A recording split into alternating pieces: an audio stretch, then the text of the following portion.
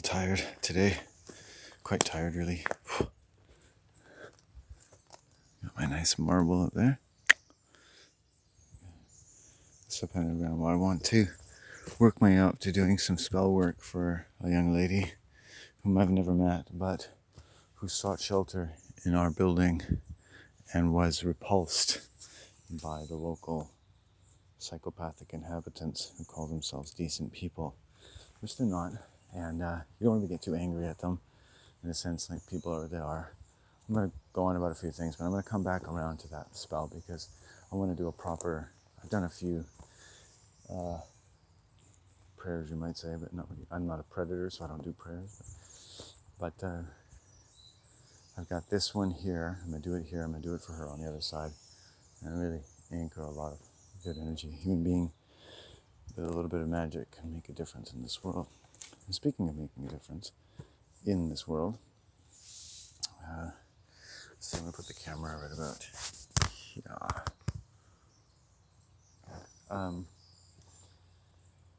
I just want to talk about liars in general, although I could talk about liars quite specifically.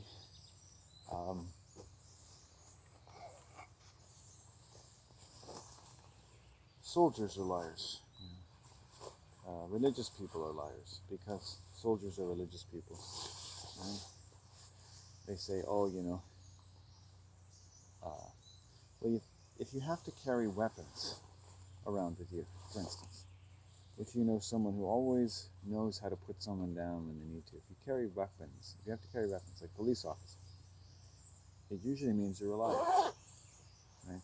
Liars are never safe wherever they go, but they always like to protect the safety of others. If a police officer, no offense to police officers, but I mean, if they were honest people, if they actually did a job, like, what do they do? Right? They don't really have a job to do, in any sense that people probably really mean that.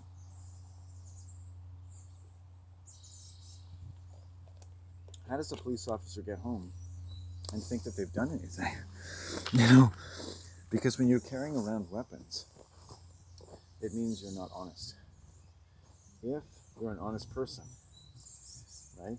One, you don't have to be a police officer to keep the peace. Right? You should be a peace officer.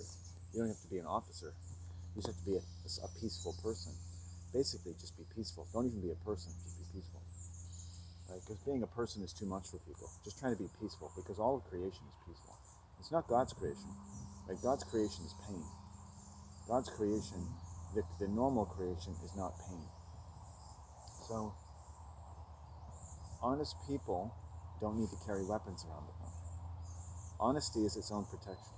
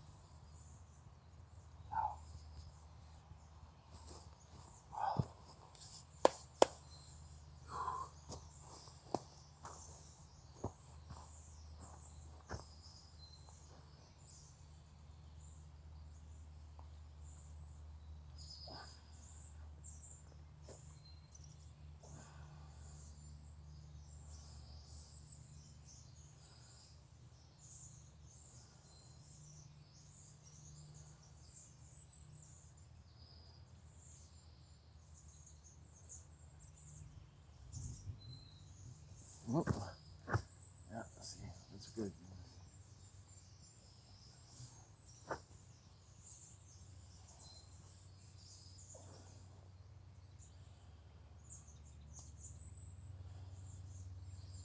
Oh, okay. My back's been really good. My neck and head are just slightly different story. I got a little too cold yesterday, and I didn't do a solar cross, so I had to take another steaming hot bath before I left today. Fortunately, the cold patch is leaving us.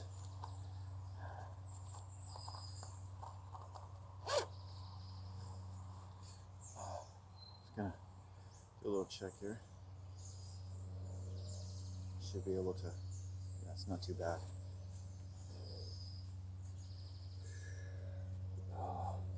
Yeah, a little stress there. Sometimes you can even get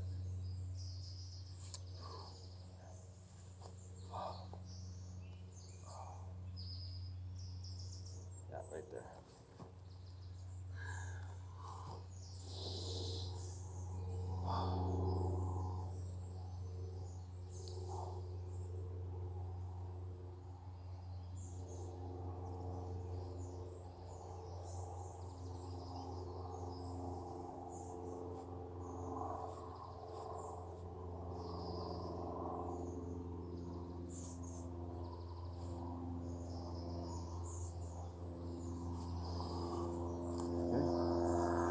Okay, good.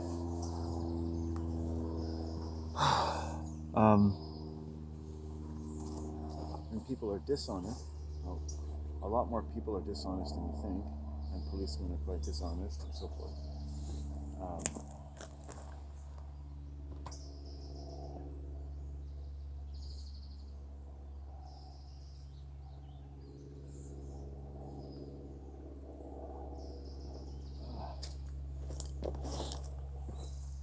That creates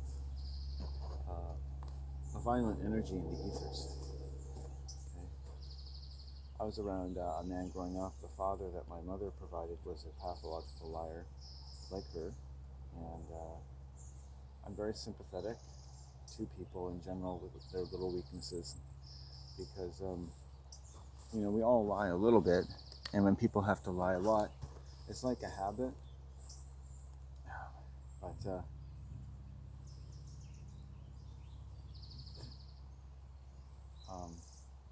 it creates a negative energy in the environment. So I've been approached by, say, environmental officers or people in uniform, and the first thing they do is lie to you, because that's what white people do.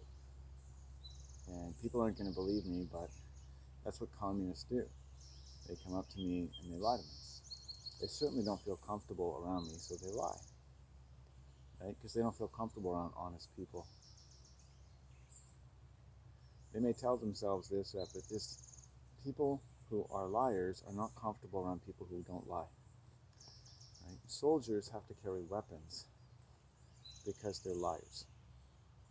If you really want to bring peace to this world, get rid of all your fucking weapons.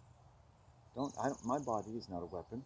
I'm not a martial artist. I haven't turned myself into a weapon. I don't have a weapon. I have my voice. It's not a weapon. It's a healing tool. It helps to deal with all of the weaponization of people and their voices and the things they say and the jobs they say they do. And these environmental officers told me that they don't do anything. All they do is go up to people and lie to them all the time. And they lie to themselves, they lie to their family, right? They're bringing all that violent energy around them. Of course, they're overweight, right? And lying is a very bad habit. And it is, in a sense, a weapon used to get things, right? People lie in order to get things from you. Right? In my videos, over thousands of videos, I haven't always told everyone everything about my life, but I do say a lot that a lot of people wouldn't say. And maybe you might think, I just don't have anything else to talk about, so I might as well just talk about my dreary little life. But the fact of the matter is, you go on YouTube and nobody really talks about their life, ever. Even when they make a video about their lives, you see a lot of boyfriend-girlfriend channels. They never really talk about anything about themselves. One of the most famous YouTubers, so-called Jenna Marbles, who's actually a man, right, never actually talks about himself or anything about his life, right? What's the point? If you're going to take my time, be honest. Can you honestly live in a communist world and say, we're not really just dealing with a lot of pain?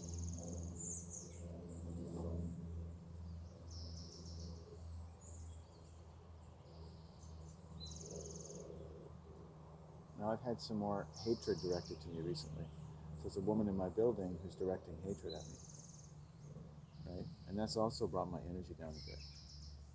So I have to deal with that today as well. I've laid curses and stuff, and it's gonna, eventually they're just gonna have to leave.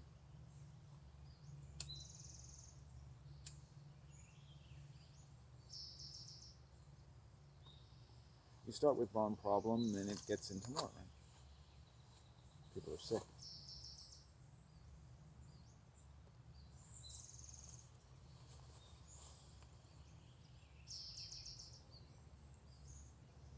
Not a peaceful being. And that's fine. There are many times when I'm not peaceful either. It's just, don't take it out on other people. Don't take it out on your children. In fact, don't have children. There are enough children in the world. Stop having them. One of the best news I heard in the last 10 years was that white people aren't reproducing enough. Oh, and the world says, oh, so sad. That's a good thing. And more white people are becoming homosexual because essentially, like, we've got to stop making white people. White people usually have 1 or 2 children now.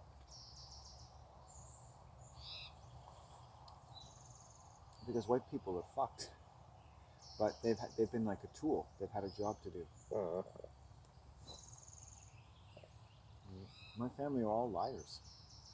They're all pathological liars. None of them feel anything or express or coherent things about their environment or life.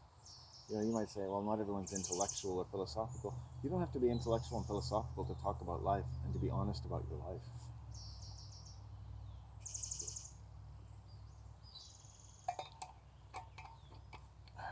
Anyway, that's a good start for today. I am tired, as I said.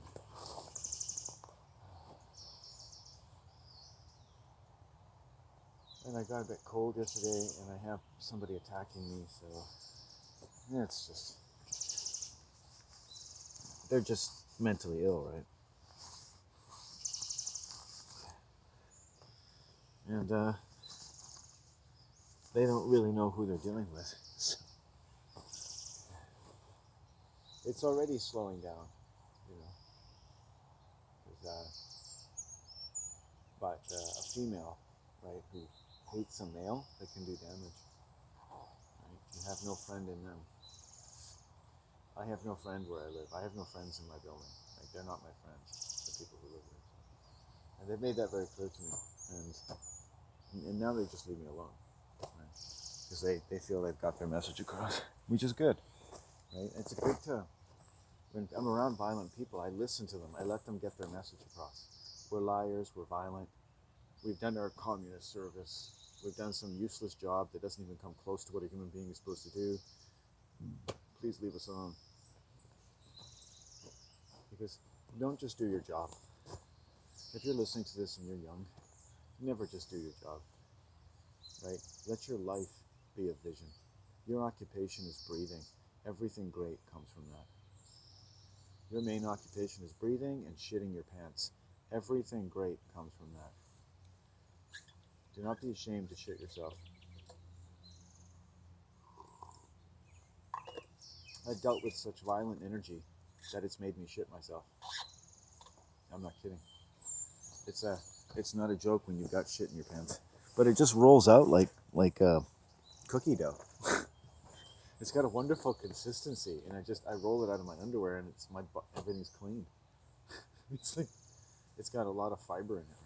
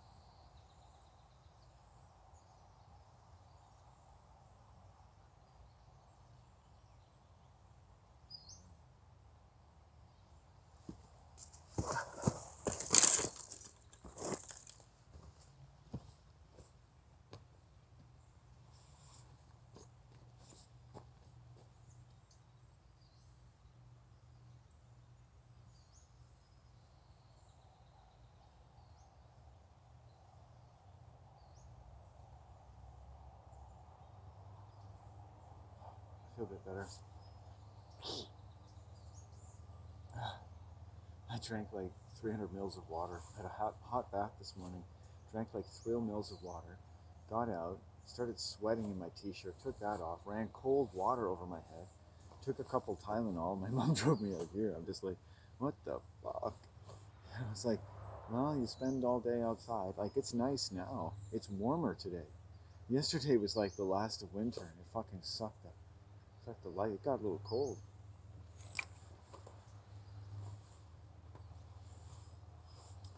I tend to harp on things a bit, so I'm gonna harp on this lying thing for a bit because it hurts me. And these videos are also me processing negative material. So that's what I selfishly do. Because I've been around my dad's. It's coming up to Father's Day, you know, and my dad's a pathological liar, and, you know, and they use it like a weapon, and they just it's like a gun is part of a cop's holster. Lying is a part of their instruments as well. My dad's not a cop. It's just, you know, he might as well have been. He's a psychopath. Right? My mom, she worked with the cops. I mean, she's a psychopath. And it's like, there's so much nuance to the psychopath that nobody realizes.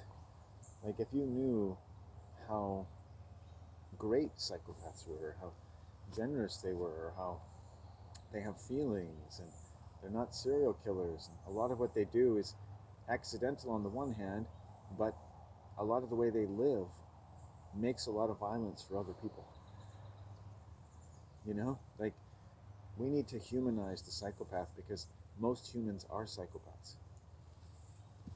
You understand? Right? A communist, most humans are communist. Right? I'm not communist. So I'm sickened by communism. Communists, their lives are improved by it. Right? Especially at the level of information exchange, management, and mythology. Communists pretty much all agree. It doesn't seem like it. It seems like everyone in the world, you know, could never get their thoughts in. But actually, most people actually agree on the fundamental aspects of society. And they're in a vast codependent network. So nobody's ever smart enough, you think, to talk about it. And how could you be smart enough to know all that? Well, the thing is that a baby who can shit their pants is smart enough to know all this. It's not about knowing it even so much as saying it. Right? Having the guts, madness, stupidity, time, and dire necessity of saying so, which you have probably rightly deduced from everything I've said. But do you know what you've deduced? Can you say what you've deduced? Can you deduce what you've deduced? Can you judge what you've judged of me? Are you the one judging it? See your own judgment. See it laid out before you, and make yourself satisfied with your judgment. Satisfy yourself that you've judged me accurately.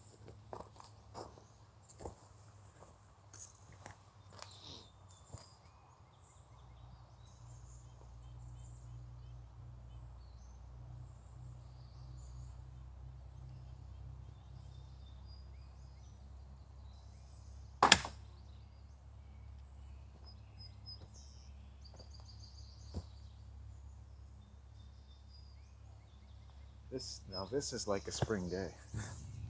It's actually, the ambient temperature is not too bad. This is incredible. I just like, fuck, I knew I was getting out today. I didn't know. I took a hot bath and I was like, what am I in for here? Because I'm like, what am I doing to my body? So, and every now and then, because I'm outside every day, I do have to take an extra bath in the morning because it just catches up. And today I felt a chill. I got in a hot bath and it went down like a degree as soon as I got into it. And, so.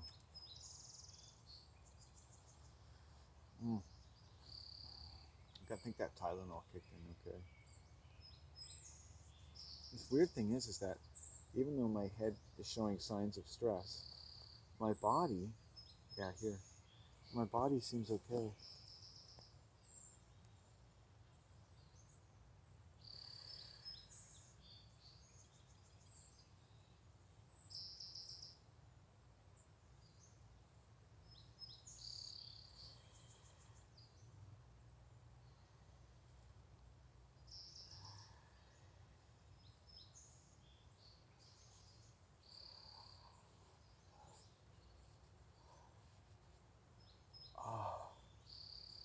carrying a lot of stress in my skull, in my jaw.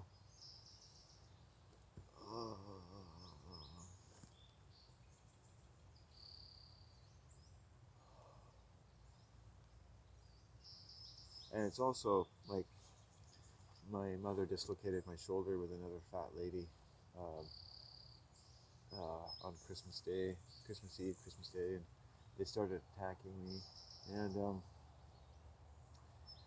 and that's about the time when I started building pentagrams or using pentagrams more considerably, because the biggest danger when you're domestically assaulted or raped sexually, as I was by my mom, who's 73, so you can kind of see like what's her sexuality, right? What's my mother's sexuality, right? That she would rape her son, right? So at that level, I got to see what a lesbian, that lesbian complex in my mom, I got to see firsthand. When I talk about lesbians, I talk about homosexuals, think, oh, you're just an angry bigot. It's like, no, I've lived with them, right? I've got the broken shoulders to prove it. And a lot of, like, it's not all lesbians and it's not this. And I've said, like, I don't really care what you are and I don't want to offend anybody, but in the sex of man, there's enough fucked upness to spread among everyone. You can say, oh, it's men. I can say it's women. You can say it's straight people. I can say it's homosexuals. Like, we're allowed to do that, figuring out the world. I don't care if I'm wrong. I've got a journey to follow. So I'll give that as a respect to homosexuals. But I'm not into attacking you. But understand that humans have a lot of pain, and they put that pain in their sex. I've got it in mine, you've got it in yours, and we're responsible to each other for how we behave. And if somebody behaves in any way, you're going to typograph, you're going to judge their sex, their color, every time in your life, right? It might be men, it might be women. You're going to say, do, do, do, and you've got your own reasons. And maybe you shouldn't say it at parties, and maybe you shouldn't offend people with your judgments, but you get to say your judgments.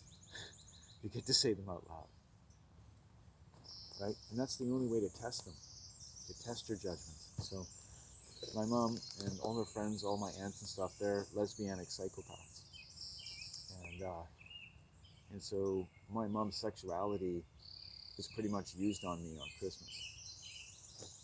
She basically fucked me.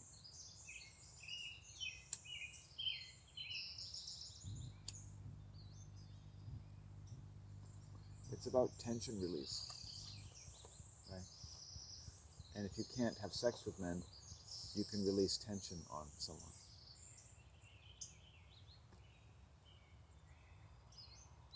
As time goes on, I'll be a little more clear about that. And I don't want to seem disingenuous when I say this, but the subject of sex is just so complicated. Please don't expect me to be explicitly clear. I don't know enough about it. Maybe nobody does, but we have to say something.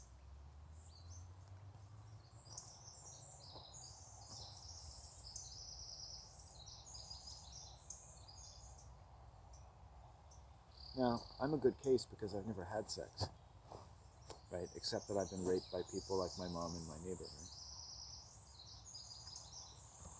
So I don't even look at women. You know, I don't even look at them. Like, it's not a possibility for me. That's been taken away. You know, I'll never have a girlfriend. I'll probably never have children. That's been taken away from me. That possibility, that option.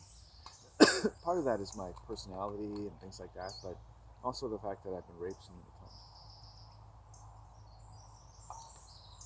And I'm okay with that, you know. But what I was starting to say was, when I was assaulted and learning how to use pentagrams, learning my own way, the biggest danger to my home was my anger. It was me. And, you know, there's not a lot of people who are going to tell you that. You know, they would say, oh, you're blaming the victim. It's like, I don't care about your theories. I care about the fact that I still have a home. And I've learned to grow to love my mother again. Because, you know, she's not going to be around forever, and I have nobody else. And I see and feel in her someone who deserves love and respect. Someone who would not want to see suffer and die. Which is, you know, not very many people. So, That sounds bad, but I don't really want to see somebody suffer and die. But the only person I care really that much, I care. I mean, how much can you care? I have mourned for years the passing of uncles who only spoke to me twice, both of which was to sexually assault me. So, there's a lot of homosexuals in my family, a lot of, or at least psycho homosexuals, you should say, maybe. And like my uncle Vic was a homosexual. My dad's a homosexual. They did everything they're supposed to do. They got their wife and families, but you can see like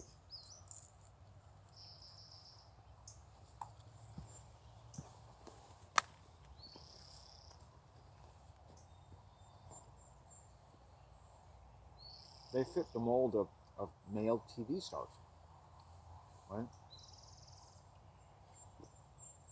And they're obsessed about their clothes. The idea of getting men to want to dress, even in like the 30s and 40s and 20s. My dad, when I was young, he loved his pinstripe suit. Never worn a suit in my life. So, as you may imagine, my dad loved dressing up. It turned him into somebody. Just like the movie stars, right? They're always dressed up too. When they capture you in the fashion world, captures you at a young age, and you go to school and you want to get the right clothes, girls, I don't wish this on you, but I think a lot of them dress to, show their bodies to boys, not necessarily to middle-aged men. And the fact is, whether they are intending to do that or not, the clothes for girls tend to be quite revealing. So that figures into your psychological development.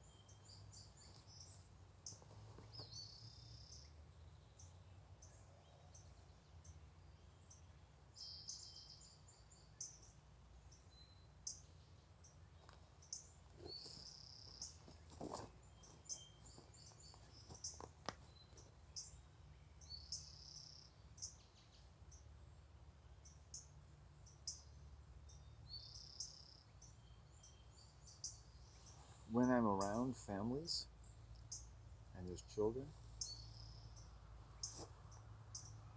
people see that I treat children differently than most people. I'll be careful how I say this, so that I get a range of responses, not all of them flattering. So, as you may imagine, I don't spend time around children. I don't seek their company at all. I suppose I should say I would be fortunate to have the company of a lot of children, but I don't think that would be appropriate. And quite frankly, I think it would be a bad use of my time. So, no offense, but I think your time is better spent with your mommy and daddy. Absolutely, and that's a big part of my philosophy.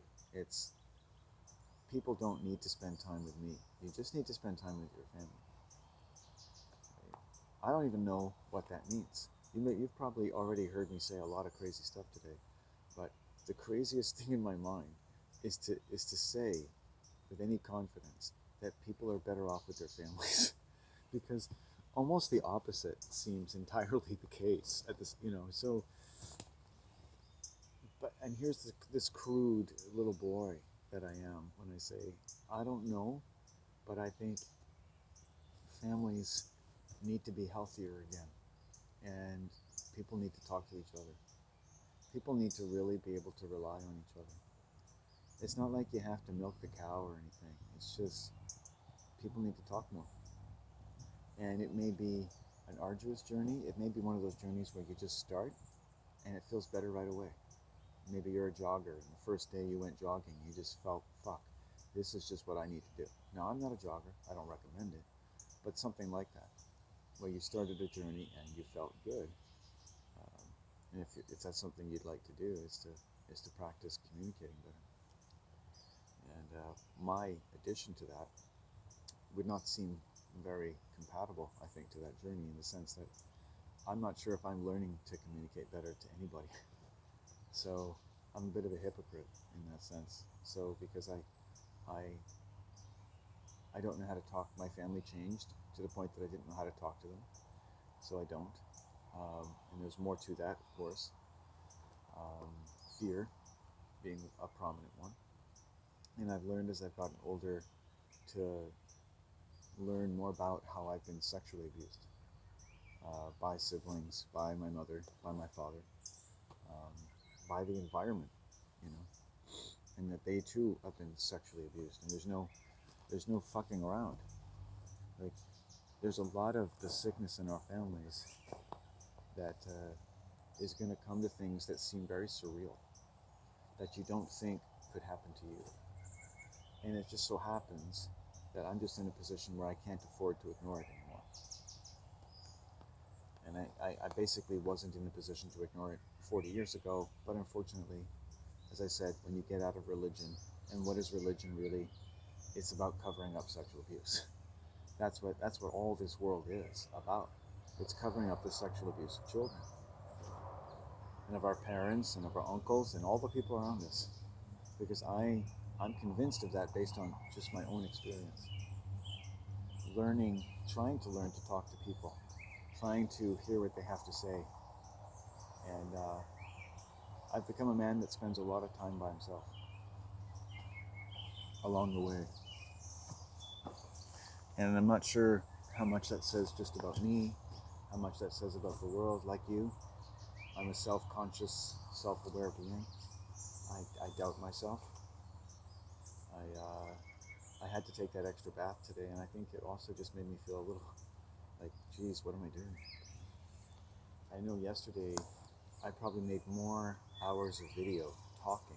I think I talked more in one day than I have in any of my videos.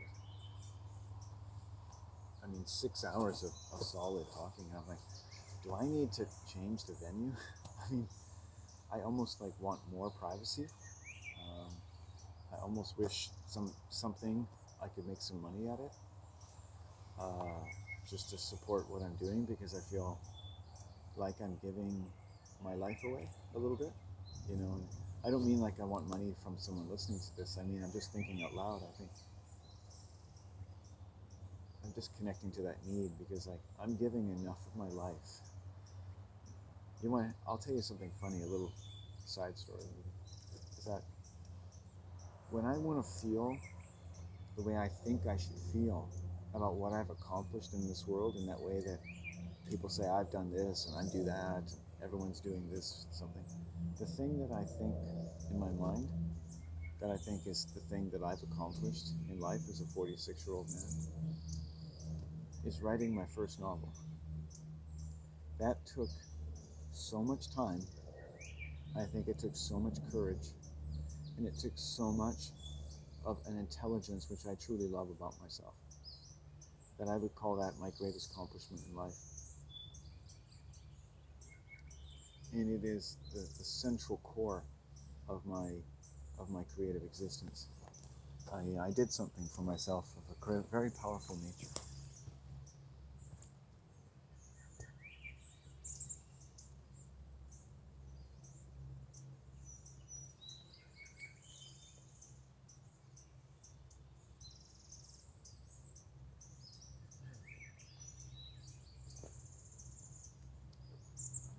A powerful nature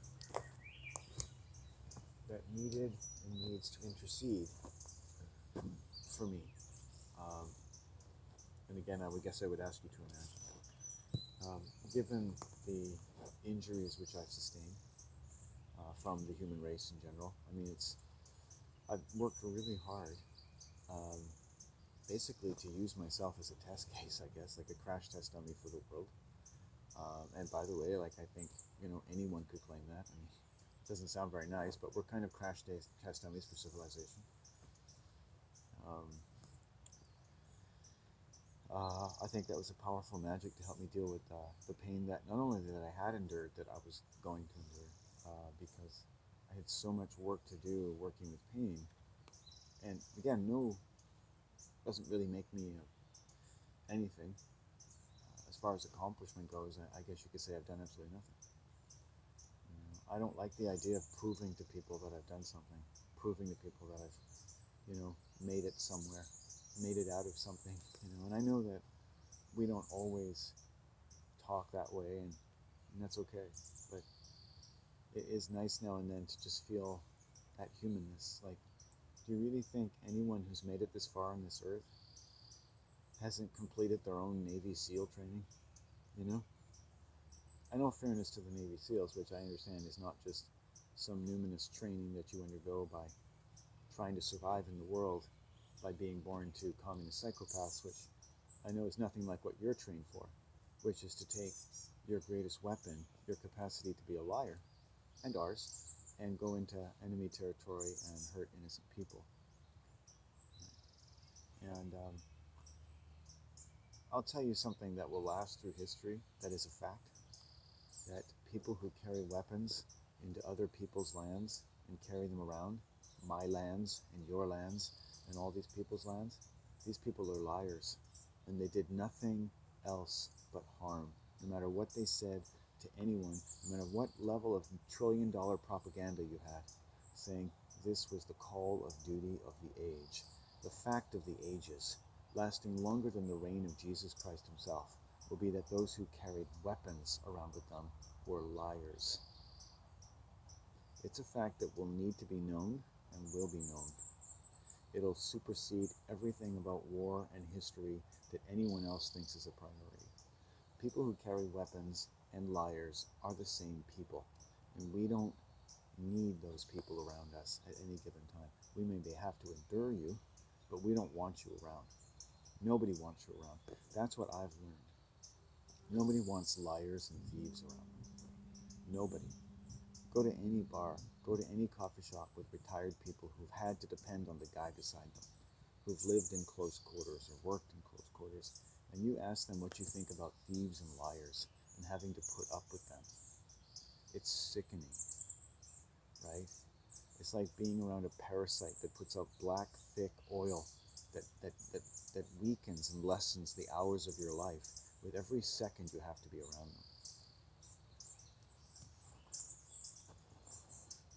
And yet there's something about how sick they are and how pure people are meant to be, And that's what arouses our sympathy and our compassion, which allows us to become sick and to continue working and to get, thicker skin, learn to use euphemisms, learn to, try to make the best of the different kinds of liars that you've invited into your life.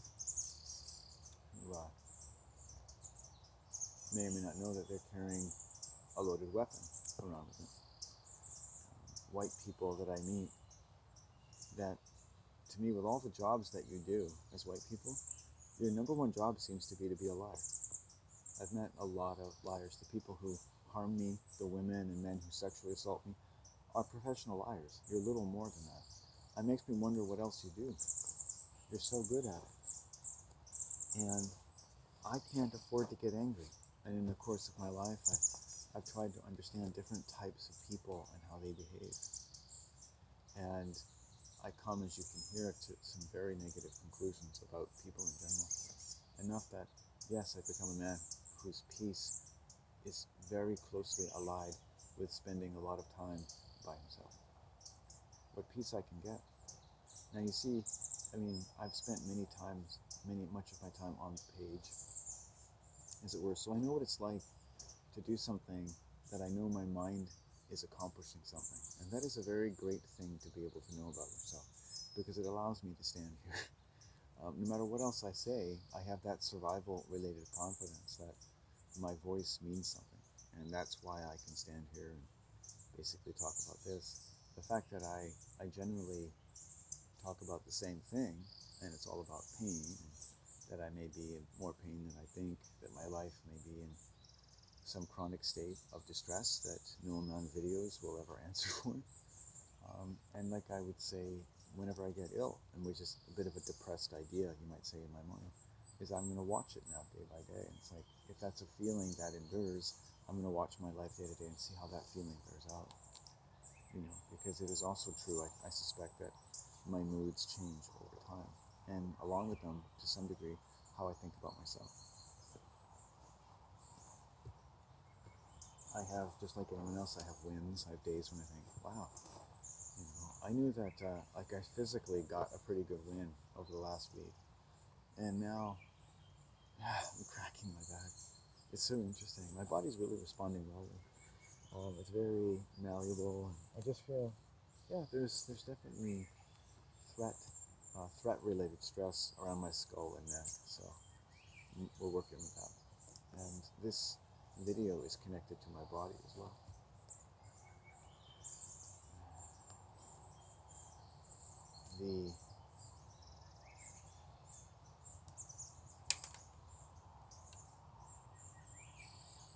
The raiment of my body,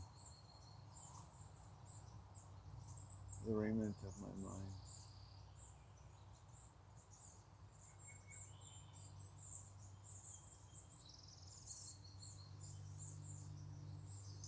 the raiment of my body, the raiment of my being, the raiment of the sun or soul that is so very green.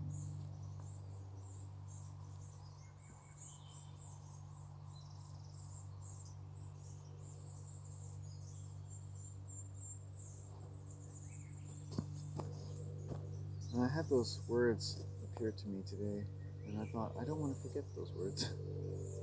They feel very important to me. The raiment of my body, the raiment of my being, the raiment of the sun or soul that is so very green. I want to grow strong, and to do that, I have to find ways to grow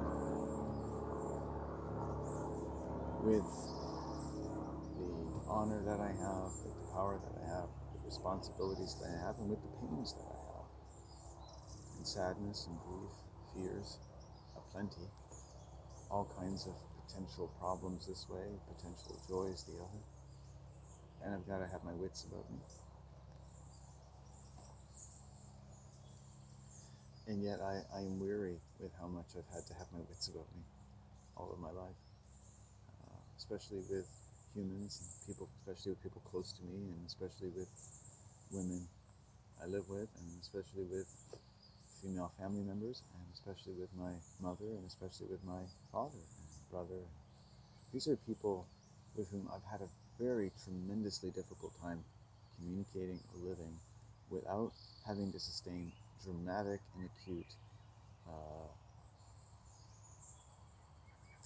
deadly violence, deadly amounts of violence. So how do you categorize that? You've given it the patience that it's due.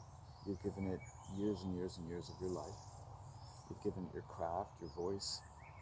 You've been sent to hospital 30 times for simply asking your family to stop hurting you. And none of them think they have anger issues. And they're professionals in psychology, medicine, education. And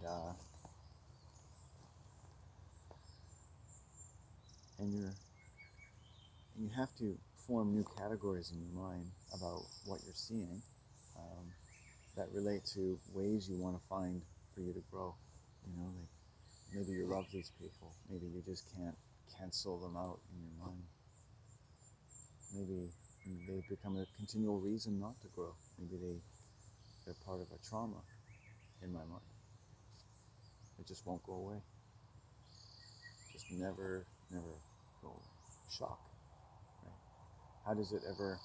I wrote in many of my books, like, there's certain things that are never acceptable.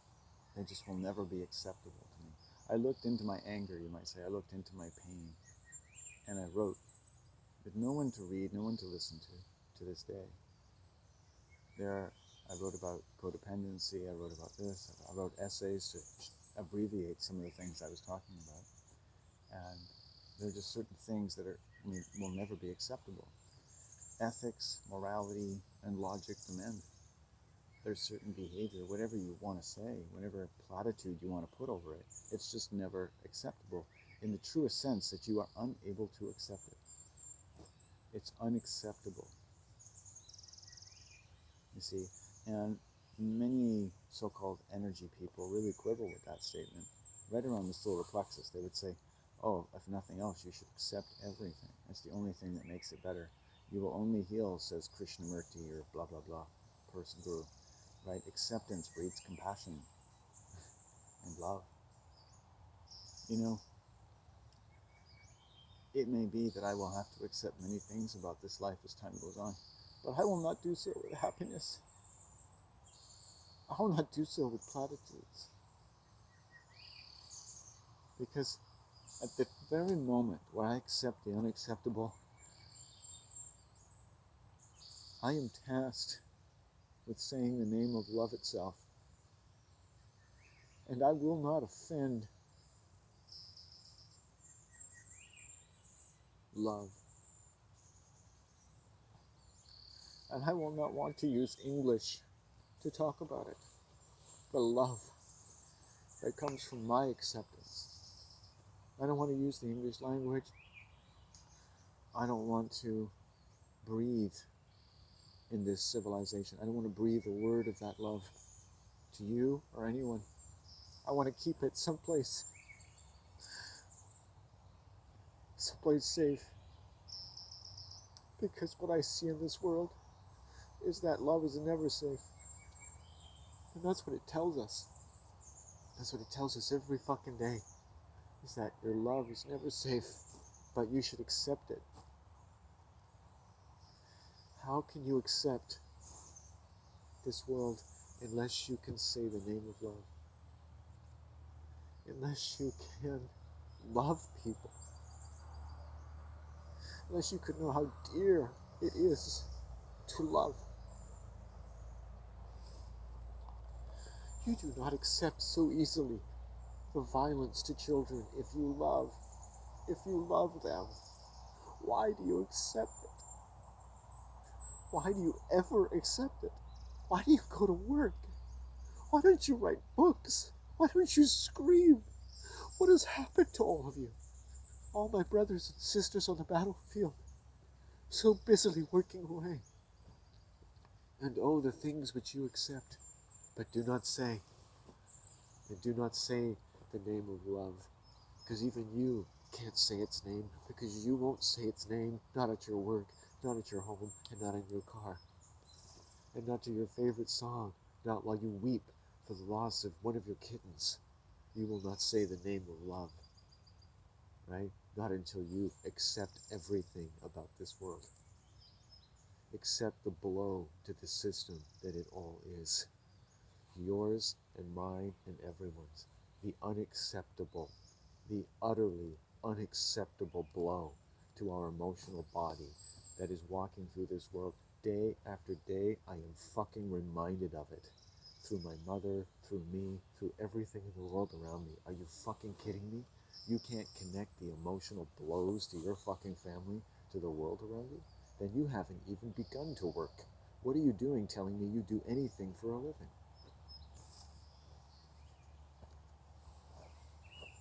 And I've said thousands of times, there's work that needs to be done emotionally on this planet, and people are going to have to be allowed to stop fucking working, so they can just fuck around, and grieve. And you know what? Some people do when they grieve, it's like Forrest Gump. You just go fucking run. You just go fucking walk for 1,000 days or 40 days and 40 nights. You have your fucking biblical fucking account of creation.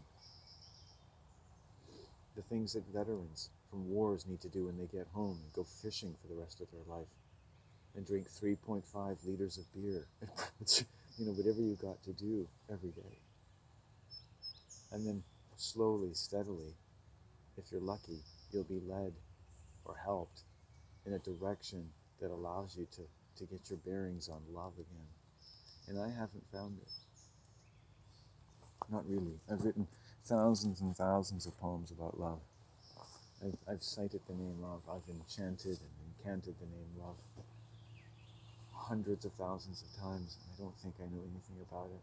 And I don't even want to say what it is because it's not worth it. Not unless I would actually make the world a better place in the attempt.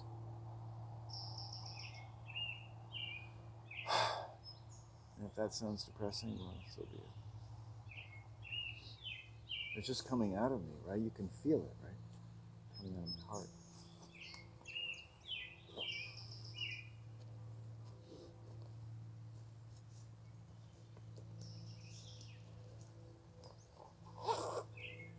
I have to meet people who are not loving their children, for instance.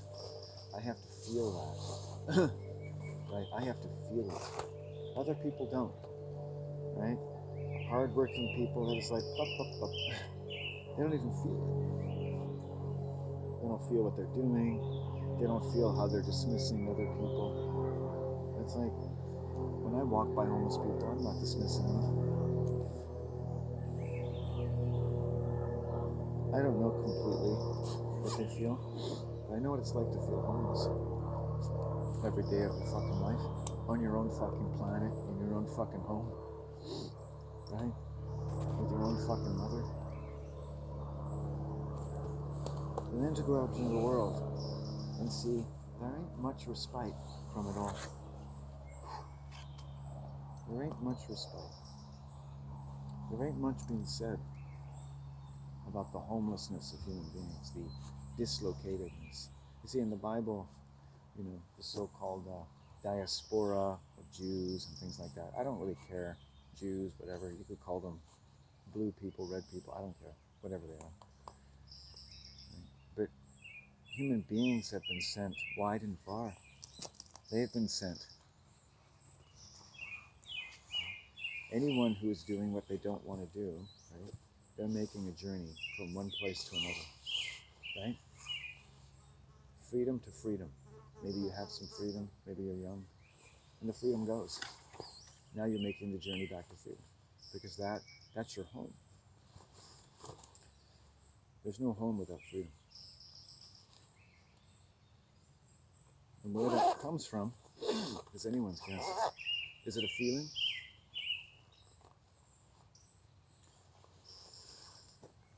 Is it a feeling? Is it something quantifiable? Is it a set of laws? Is it just, everybody's breathing, so we must be free? Is there a level of poetry to one's life? Is there a lessening of burdens? Is there a setting down of ancient griefs? Show me, where is this freedom that it springs so new and abundant upon this world, or in America, or in Canada? Show me this great freedom that you fight for. Tell me about what that's like, and what's happened to your freedom in your own home and in your own life, and how that freedom changed, and the freedom to feel, and the freedom to think, and the freedom to walk around and to be without the fear of being molested for just being. And for the raiment of thy body, and the raiment of thy being, and the raiment of the sun or soul that is so very green.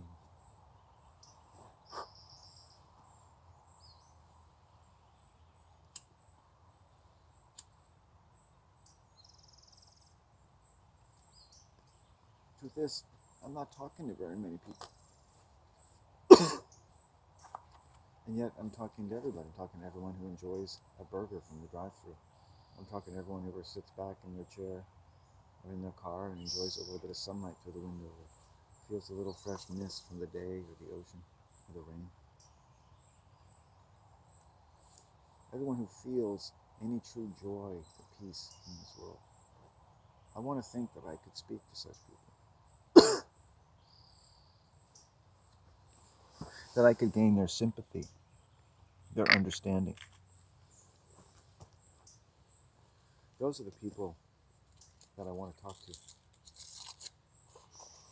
Or people who have formed their own similar conclusions about the world.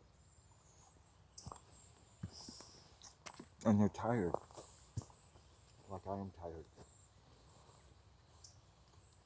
other times amused, because, it's the world. It's true. You can laugh it off and be happy, but you also have responsibilities.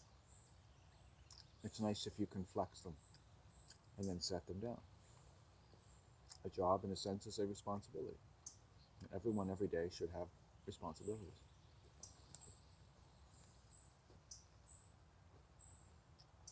I want to come home happy today, but I have responsibilities. And I take them very seriously. My body tells me I feel this or the other. Well, there's a good chance I'm going to feel all kinds of things.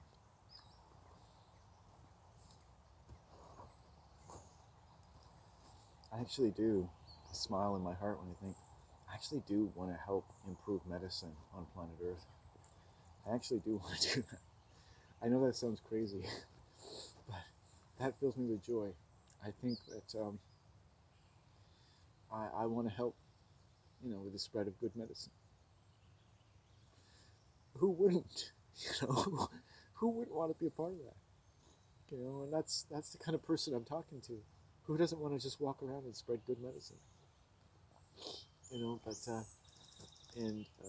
not feel alone if it means a few days or many days of tears and rage and bitching and pissing. Whatever you got to do in the forest by yourself. The sanguine journey of self-reflection and the incredibly shocking confrontation with whatever this world seems to need or understandably want to present itself to be, the utterly shocking impressions that it invariably makes upon us. If only just a little bit from one day to the next, that kind of catches up to you and knocks you on your ass. Because, you're strong, but you're not invincible. so it does catch up to people, And then, by and large, you probably have a strategy for how to deal with that.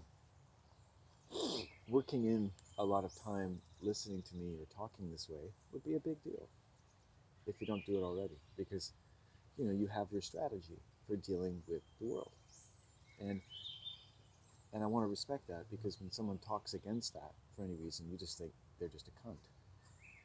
Like, who does this guy think he is, right? I get it. I have to get it. I don't have to like it, but everyone's got their own strategy for life. Nobody's insensible that to every shore some stress or pain may come, and even from day to day and week to week, and parents and many people with investments and love, which we do not say the name of yet, for other people. But love, I will not say the name of, out of respect for your love, right? Love that I have not said the name of yet today. And the patience that it takes, the strains that one bears, out of all due concern and responsibility. So people's responsibilities that do not relent, in many cases, for days or weeks or years at a time, and sometimes turn into chronic illness. Right? And my sense of illness for me, let's say today, it can be many other things, is just how things have built up in me over time. Now, in some sense, maybe how I've allowed them to. I mean, I can hear all of my ancestors, at least my dad, probably, saying, just get a job. If you'd just gotten a job, if you'd just gotten a job and got with the role of things. He's probably just thinking to himself, God, if I just told him about, getting up and putting a shirt on and a tie, it makes you feel better. And I should have worked on him earlier. It must have been very painful for him, because everything in my dad's life growing up in the 40s and 50s was dressing really proper. You'll hear men today from the 40s and 50s anywhere in the world, in the 30s and everything. It's like it was all about how you dressed. You did this, and it was like you had this way of dressing, this way of doing your hair. And I'm sorry to say this, but I think that's very homosexual. Like, really, I haven't thought about how I looked one fucking day of my life, and I guess it looks like it, someone had to encourage me, I think my mother, to brush my hair, because I didn't used to brush it. It was just like, okay, I got a comb, and it's like, okay, this is better. It's like an animal. It's like, I learned being around hippies the things you could do without. I live without toilet paper now. You don't want to know that story. Just don't ever shake my hand. if you ever meet me, just like, hands up. Here, I prepared some naan and some curry rice. We'll eat with our hands. What do you say? Here you go. This is for your mother. And this is, as a matter of fact, I have gone to the bathroom today. Why do you ask? Well, we've watched thousands of your videos, and you don't use toilet paper.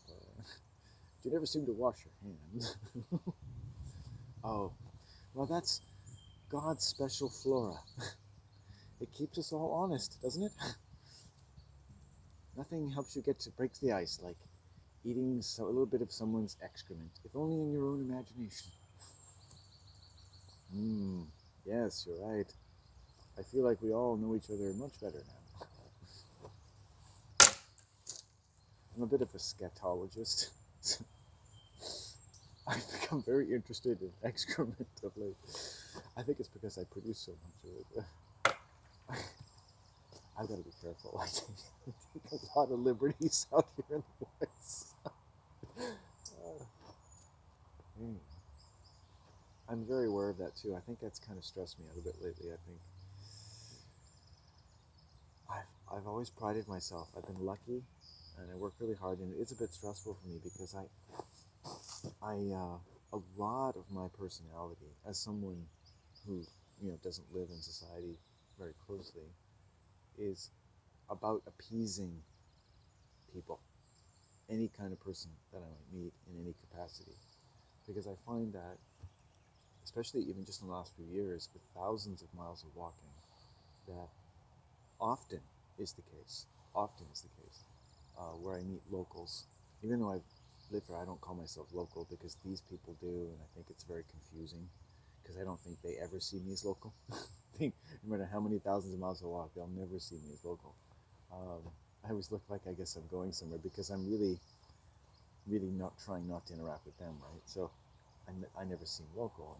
I do talk to people, but it's never a good thing because they're local. I mean, they're really quite psychopathic, and I don't want to tell you all the tales. It's just I have to prepare with every person I meet to, in a measured sense, be ready to appease them, because they really are crazy in ways that I don't think any novelist has fully accounted for. I mean, I fancy myself a bit of a novelist, but I don't want to write that book, In a sense, I think it's already been written, and like 1984 or A Brave New World or something, or A Wrinkle in Time, because I would recommend A Wrinkle in Time. I mean, it's basically a communist manifesto.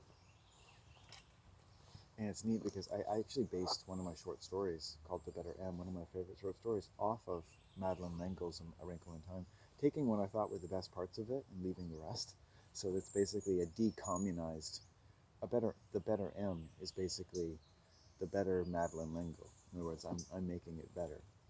And it's other things if you want. The better Madeleine, the better mother, the better motherland. Anyway, the better M is, I think M was Susanna's middle initial, because my first book, her name was Susan M. Bendel. I think I changed her name, but something like that. And so all these kind of interesting letters that move through my knife. And I adopt these letters because I know that there are different secret societies that use these letters quite prominently. And I think we need to start using the letters for our own purposes. So anyway, the Better M is a decommunized A Wrinkle in Time. So if you go to cosmicheaven.blogspot.ca and you look up the Better M, or what else would you, look up the Better M. That's the best way to do it on the blog. And letter M, the Better M. And I've tried my best to make it available. Make it easy to find. Anyway, I really like that story, and I just took all the communism out of it. It's just a beautiful story of people, a family, and going for a walk. That's basically it. Just a family going for a walk and meeting some of their family they didn't know was their family. And the family they didn't know was their family are witches. And how these witches have been looking forward to meeting these children and becoming better acquainted with them. So it's a coming back together, really, which is what I see the purpose of my life is. a lot of, with lying, and I thought to myself, why are Christians or why are religious people, soldiers and police officers, such good liars? And it's something I talked about yesterday at length, which is the division of loyalties early in life. The division. So Christians are suffering from a division in loyalties, a kind of trained schizophrenia. So they can suggest things to themselves, they're highly suggestible, they're trainable. And it doesn't matter what people are trained for at that point. Like Navy SEALs is very hard, but mentally they're trainable. So while they know the stuff they're going through physically and they're learning how to operate as a group and all that stuff that Hollywood makes, there's other levels which allows them to carry weapons into foreign territories working for mercenary agendas because their minds are in a state of being a liar. They're actually becoming the incarnation of a lie.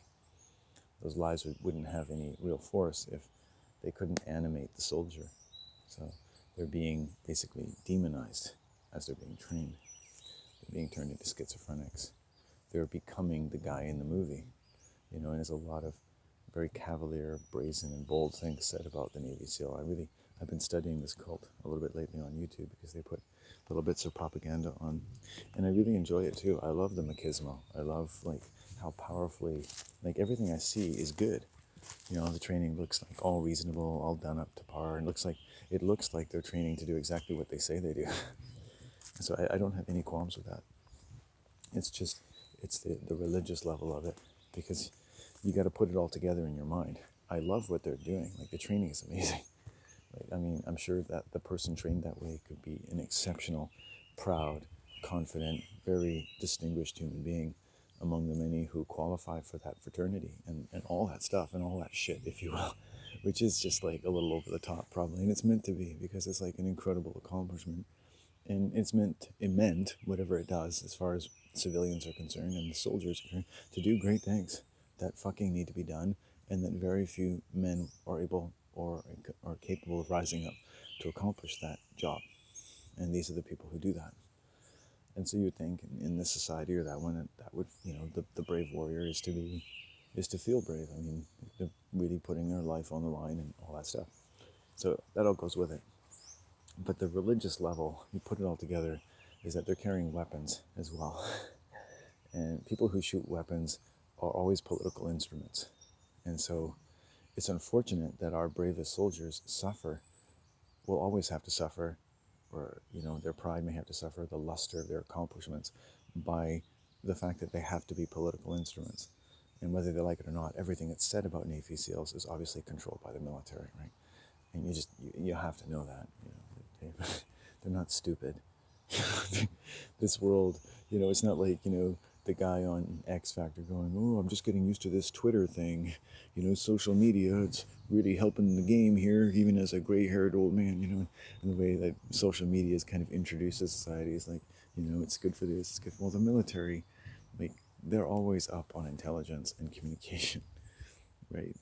Communications, propaganda, and propaganda in the militaristic sense is rhetoric in the literary world. It's just what you really honestly feel people need to hear. Hitler is king. Here you go.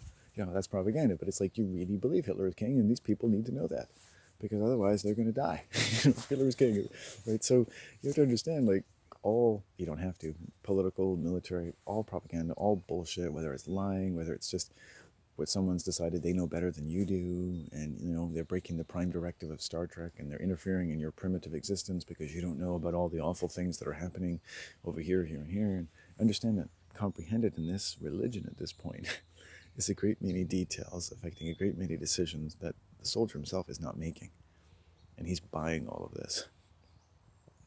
And he's helped because all of Americans are buying it constantly as well. And because they're buying it doesn't mean it's false, but it doesn't mean it's true either. And there's really no confirmation in all the media sources. Alternative, everything is controlled. Everything is controlled. You're not going to listen to 5 seconds of anything on YouTube that doesn't conform to communism. Why would you? Why would it get any views? I've watched people who fucking tow cars. I watch one video and the YouTube suggests it 50 times a day. I don't know what these people pay to get that kind of marketing. Just shoves it in your face. I watched one thing on the CBC. It doesn't matter what it was. I could tell you, but it doesn't matter.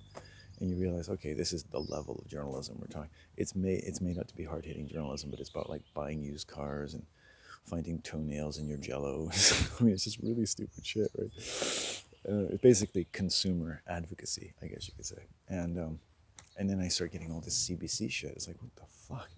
Is this Red China?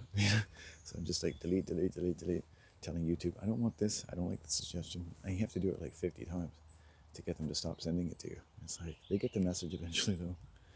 It's like, oh my goodness. It's a form of like subtle advertising. And it takes 50 clicks to make it go away. Yeah, anyway, I forgot what I was talking about. Oh, I think I was going to go, stand in the sun for a minute. I've also got a joint I'm trying to dry. I need to spend more attention on my environment. A little bit. Here we go. Yeah, okay, good. Let's bring this on here. Pretty stoned. At this point, I don't know what I would do if I wasn't stoned, because I'm basically stoned all day now. So, and yet I always have enough money for marijuana. So I've learned over time. I studied my usage, and I found kind of threshold about what I generally tend to smoke. And once I found what my body's equilibrium, then I spent time noticing that I generally stay within it. And so I relaxed. I didn't think, oh wow, let my body get into a state of, oh, I'm going to run out of weed, I better smoke more of it. Which is, I think a lot of people end up smoking 6-7 joints a day, and then they go a week or two without weed until they get paid, and then they buy some. And it's like, I could never do that. I had a necessity. I have a job to do, you might say. And I can't do my job without weed, so if I smoke all my weed, I can't do my job. So I have a responsibility to keep weed around me, and nature provides it, so it works really well. I'm losing my taste for serious subjects. I'm depressing the fuck out of myself. I gotta think something more positive. I really wanted to talk about liars, because I thought, I talk about the military, and I talk about all kinds of people. Like, you would think, well, you don't like anyone. Well, I don't like. It's like humanity's like this really awesome person, like a Labrador Retriever, and you love it. But every now and then, that Labrador Retriever does some kind of drug called civilization, and then it's like your worst fucking enemy. You wake up and it's bit your balls off, it's stolen your children, it fucked your wife, and it's taken your livelihood away. And it's lied to you, it's deceived you, it's betrayed you, it's undermined your continued joy in existence. And the thought, as we grow as children, that our joy, which we don't even call joy, just a sense of ourselves we didn't know could ever be missing until somebody takes it from us. And all the ways that happens. And none of them are trivial. I'm here to say, we could all have our stories where so-and-so did this and, you got over it. It's not trivial. You don't ever have to get over it. It's wrong. It's wrong to take people's childhood away. It's wrong to disturb their peace of mind. And so we have this adult world with cops and police and people trying to police others' ideas and be peaceful and keep the peace. But this world is constantly robbing children's peace of mind away from them. The people who, in a sense, have the greatest voice at all, that gets the least amount of airtime. People know about gods, they know about players in hockey teams, they know about this, that, and the face of this philosophy and this leader and this history, but they don't know anything about the voice of children that the world has been deprived of. A voice stronger than God. Children and great artists and the genius you have in you. That is this world's scripture. We should be telling the world what its law should be. You and me. Right? And that force is like the force of everything turning green in this forest. The forest is the force. It is the force of this earth. And to lend your voice to that force, to find that force in your own voice, in the voice of children, in the voice of your peace of mind, and that you've never had to abide anyone trespassing upon it, and just accept it and be a good little boy and girl. It was wrong every time. It doesn't mean you should go around with Indiana Jones' whip and molesting people. You learn. You look around and you learn about yourself and other people. And you'll learn about how people are, that they do have lots of personality disorders. They do have a very low capacity for telling the truth. Everyone these days is just a used car salesman. They're not worth talking to. You can't ever, if they take you into any kind of abstract mode, when people like to, start conversations of an abstract nature or rhetorical nature, it's extremely limited, and you know that instantly. Around, okay, you think, oh, this person's talking about UFOs, okay, so we can talk about, all kinds of stuff, you would think. But I meet people with different beliefs, and I go, okay, all right, we can work with this maybe. And you start seeing these blocks. Can't talk about this, can't do this, can't do this. And they just haven't had a chance, maybe even just accidentally, of just questioning things that we all can be, as we move out of communism, out of religion. I have held many strong beliefs that were probably not suited to be challenged too much, and then change them over time. And then I probably couldn't spend time around myself the way I was. I don't think the things I believed 10 years ago that I would entirely want to be around the man I am today. It might have been a little annoying and confusing, or it might have been very funny, and who knows, nice. But in as much as wherever we are as weeds, plants, people, and celestial beings, we have all this room to grow, and yet all of our senses reach into the future and the past at once. We draw from everything. Like the sun, we take power wherever it resides. A witch finds power in all things. As children, we take power from wherever it resides. But we don't get a lot of power when people disturb our peace of minds, do we, as children? It's hard, because children have a lot to give. They can put up with for a long time. And sometimes children don't know they've been putting up with anything until they're trying to commit suicide at the age of 65 out of whatever kind of life they've had, according to everything society shows you every day. And they just want to kill themselves because their peace of mind was disturbed when they were a child. I want people to really understand the seriousness of that, and how much you know about gods and Hinduism and politics and history versus how much you know about the voices of our children. How much any of us knows. And then get to know your own voice, that you never had to abide. Forget Iraq, forget these wars, forget Germany, forget D-Day. What you had to abide in the disturbance of your peace of mind in the great country that was your home. Because we are all at home on this earth as children. We're born at home. It's only growing around in this world that ever makes us think we can be homeless. And it's awful. And it's mournful.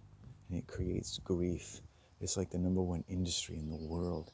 It creates a disturbance in the very ethers, and it throws off grief everywhere it goes. And the more you try not to listen to it, the more it's going to increase. The more you just pretend like the water level isn't rising, the more likely you're never going to get out. You're never going to learn to swim, because there's a lot of sadness, rivers of sadness running over the earth. And you're going to have to drink from them to live in the world that is growing out of this earth. It's not coming from above. It's not coming from the north. It's not coming from this country or that one. It's growing out of the earth as it always has. And you're either going to grow with it or not. And there's going to come a time when each of us is going to have to sip of the great rivers of sadness that run across this earth and through time.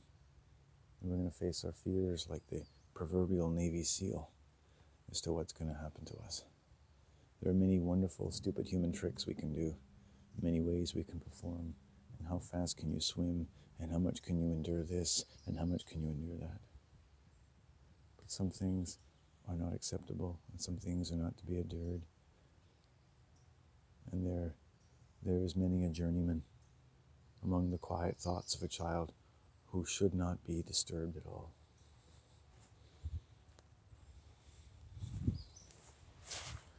A beautiful being making up their own mind as they go along, just like me, just 40 years too late, right? Imagine if you'd just let me go like a free animal when I was born, with my Evel Knievel and my Tonka truck, and taking me out. Imagine how healthy you are, your mind, how open you are. If my parents had taken me out and just abided by peace around me. If my mom had taken me for more than one bike ride to the local institution to go learn how to write my name, my first and perhaps only accomplishment of kindergarten, something I managed to do within the first 2 or 3 days. Not that I'd ever thought to do it before, because it never occurred to me that I needed to do so. Isn't that neat? Life before. So the first word I ever wrote was my name, technically. I think I got the A and the N and the O and the N, and then I filled in the L and the D, if I remember correctly. Something like that. But I got there. The teacher noticed that, and I think that was the last time she noticed anything I did. I think even she was like, well, that's as much as we can hope for. That was pretty much, I think, the highest expectation for my kindergarten, was that if you could print your name, you're pretty much done. And I think they really made a mistake with someone like me, because after that, I think I was done. I thought, like, you could say, you just came into the world, thought you printed your name, and you were just done, and you just gave up. And I was like, yeah, pretty much. I was like, okay. Because I've been playing with the tiles back in England when I was like 3 or 4, the tiles they gave us, the letters, and I really liked them. I like letters. So, I think, I couldn't say the alphabet, but I could write the letters, and so I'm really impressed with myself. I feel like a really, really good boy.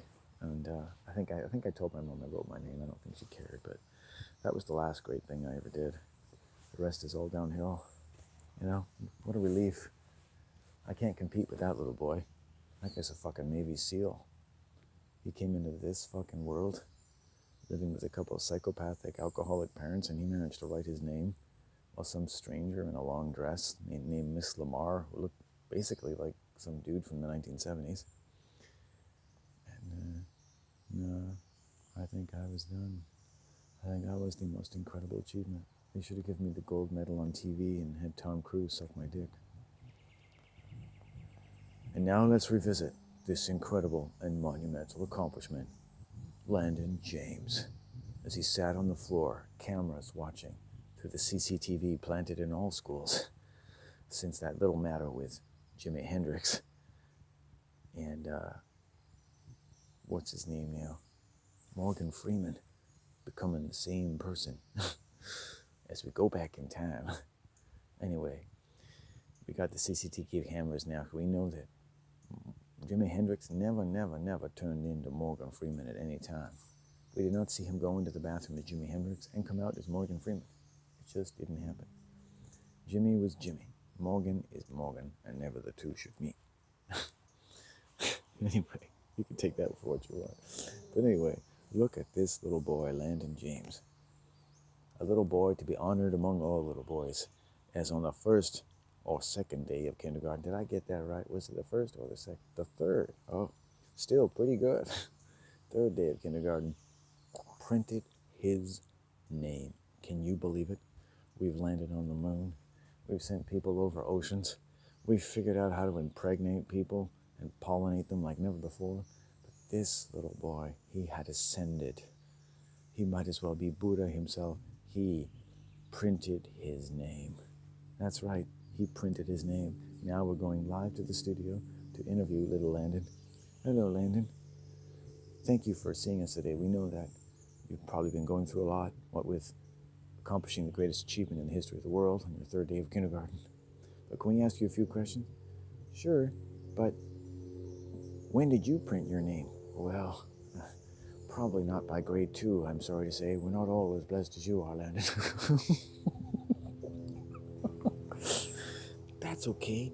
When I printed my name, I thought I was printing my name for everyone who never learned to print their name as early as I did, so that they too could be smart, just like me, in my name. And whenever people say my name, Landon, they'll feel a little smarter.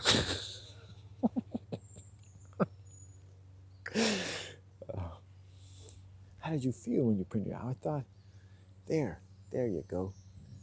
I thought, whew, I think they need to give me free money every month for the rest of my life. Indeed, Landon, the government of Canada has actually agreed to treble your monthly welfare check on account of the incredible accomplishment which you have made.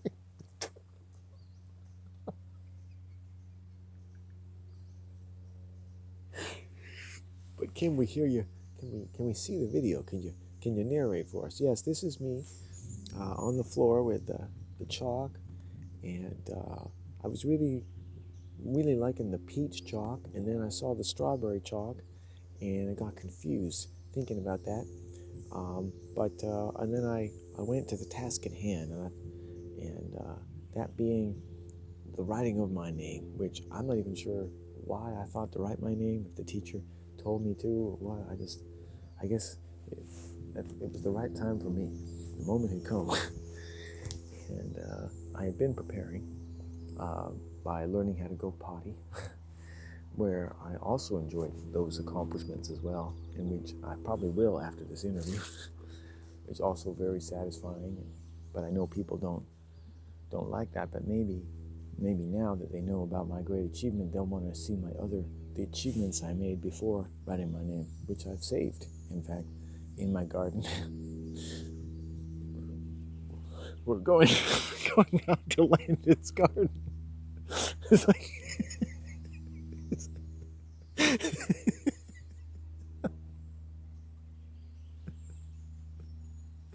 there's a hazmat team. There's a hazmat team. People walking around with oxygen. It looks like the set. Looks like the set of Contagion or something, or Outbreak with Dustin Hoffman. Hi, this is Laura. We are here on what Landon calls his first creations. It is not for mortal men to breathe. I've only seen, I think it might have been a very large beetle, and many flies, an incredible amount of flies.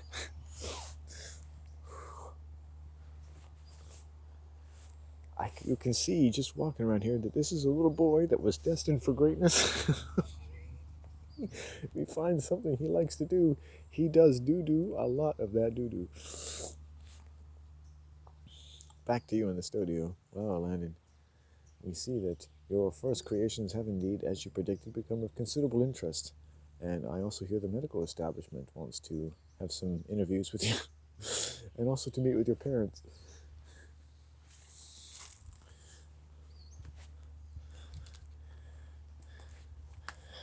So here I am, spelling my name. I always thought my name should start with an A.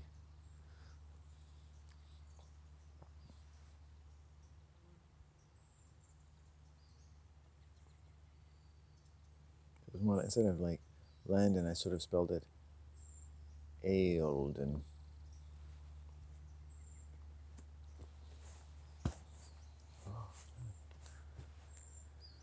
It's funny, I keep standing in the sun, and then I keep standing out of the sun. I almost can't handle it. Oh, man. Yeah, people. They just be so mean. It's unfortunate. And not always. I lived with this lady, a year and a half, just courteous. The first night she sexually assaulted me, but I let it go. I remember sitting in my bed and thinking, this isn't the worst sexual assault I've ever been through. And it's just like, you can just see like just the immature girl living inside of her, and she wanted to party, and for her that meant being sexual with me. And because I clearly wasn't on her wavelength, she decided to humiliate me. And, and very low level, but it's what, like, she worked for the government. It's what a lot of these bureaucrats are like. I mean, they're practically lesbians, because, I mean, what kind of men have you been with that you think that is what a man enjoys? Like, that's going to start something significant with me by humiliating me. So, it's like it's like they've never met a man when they talk to me. So I can't even really interact with women anymore, because it's like they've never met a man. I talk to my mom sometimes, and she's like, it's like she's never really been around a man. And I'm starting to wonder if maybe she hasn't. So I think there's been a problem morally and constitutionally with human beings not getting to be around real men and women, which is a phrase you hear quite a bit. You know, being a real man, being a real woman. It's kind of like real ice cream and real strawberries and real sugar, real fruit juice. How much does that really mean? When you look at marketing and it says real fruit juice or 100% beef, how true do you think that is? How 100% man is anybody anymore? How 100% woman? And it's something that I think the fact that it hasn't been pure is what has made it possible for people to be so cavalier in their sense of gender, so flexible, because there really hasn't been a steady set of parameters for a long time. People, in deference to the fact that people, for their survival in society, by and large, have to be flexible. They have to be able to play many roles, which for a lot of people is seen as... Just a second. I feel it moving. I want to come back and say that blessing I wanted to do, but I want to come back over here because...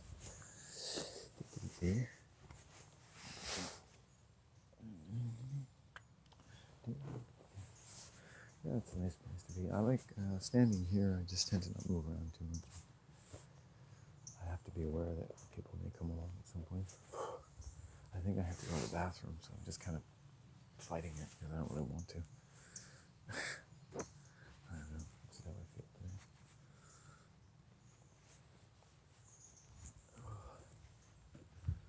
I'll feel better when I go to the bathroom.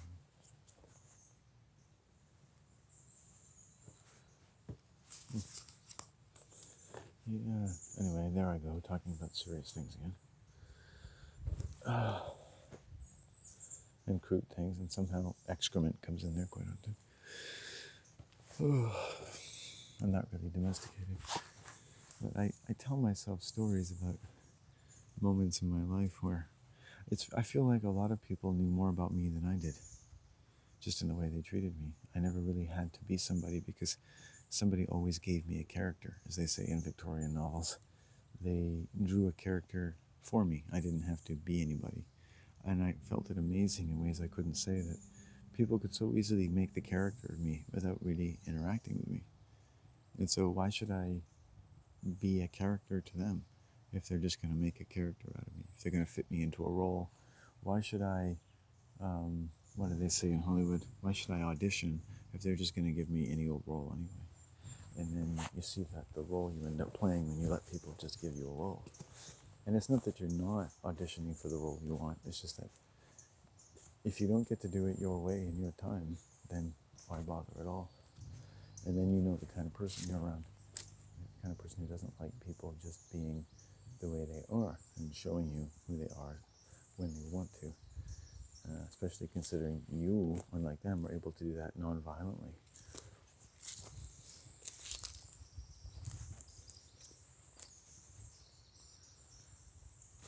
I think for expedience, a lot of white people and working people just see people in different roles. They see people like they see trees in a forest. They would be like, oh yeah, there were trees there, but they never really get to know any one tree, which is hard enough in itself. So, just to know one tree, And so people see people, they feel like, oh yeah, I know that person. I know Sam, I know Laura. And a lot of older people, they say they know each other, but they don't. And you can see that. There's a lot of not knowing in all their knowing. And they see people in certain roles. They see them in a way that you see a forest for the trees.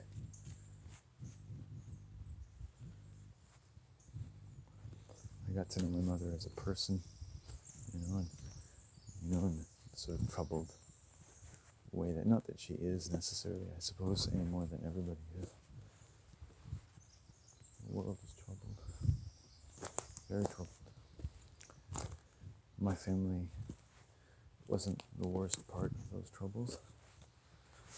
Not the most affected, not the least affected, but not unaffected by the troubles of the world. And the fact is, you come into this world, my grandparents came into the world, and it was a world of troubles.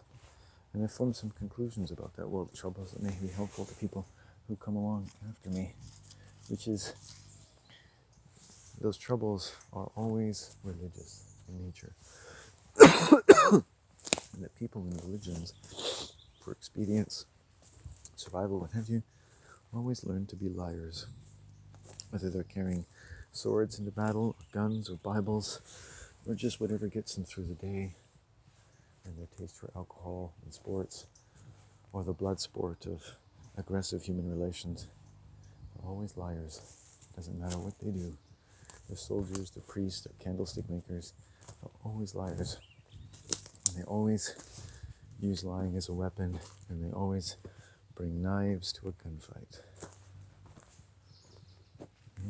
And it's like the way we make people to survive. And it's a problem for people, but because people have to survive, they don't really ever talk about it. The redneck families don't really say much about it because they're just too busy surviving, you know? And I get it.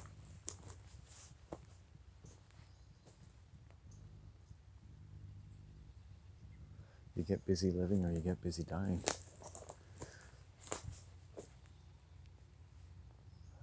What a beautiful day.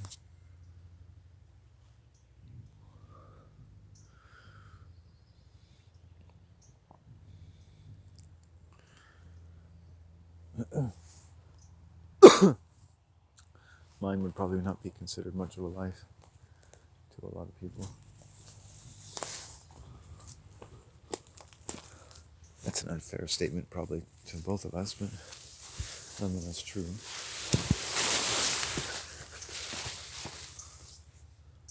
Do I still have Helmsworth back there? There's this nice stick / sword. Oh, there's a robin back there. It can't be there. Oh, I think it is. Yeah. It made it through the flood. I should go grab it. Oh, baby.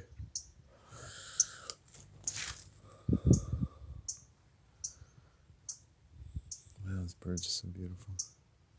Oh, look at this songbird. Hi. Oh, I love the yellow ones. Yeah, I saw some of you the other day. Hi. Oh, this is your place, isn't it? Yeah. Yeah, this is your place. Hey. Hey. Very, very friendly. Oh. Thank you.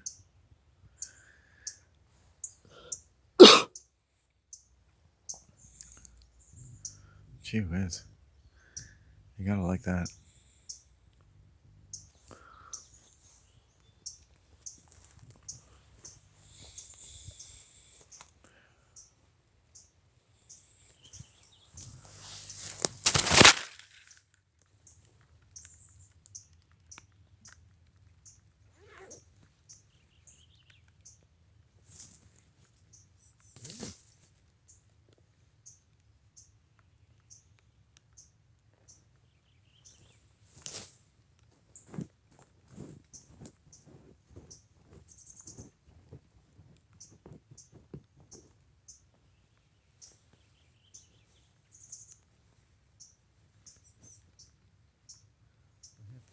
Cross the river today too. Again.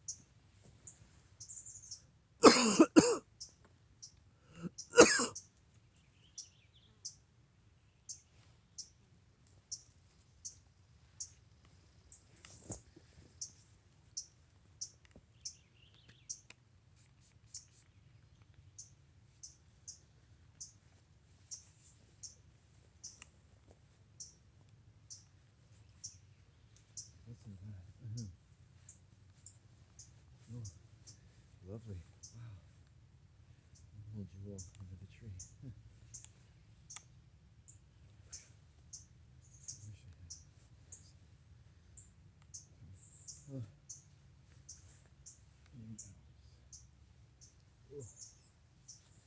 Yeah, I think that religion makes people lie, forces them to divide their loyalties, and comes from having done so, better about the business that it is about, will be a fact that long outlives every other fact of history from this and the surrounding centuries. And I think that is the major mental illness of humanity, is not even so much the lying, it's not really confronting the fact that it is a massive religious-oriented mental illness, like schizophrenia. Like schizophrenics really love religion, quite often. Why? Right? They're the ones who want to be like, I'm Jesus Christ. Right? The Christ complex is often associated with schizophrenia. Which, not that there aren't interesting things about, how people really are positioned to be tortured like Christ, essentially, and probably feel in their pain. A lot of Christians probably relate to Jesus. It's like, yep, I feel like I've been nailed up here and there.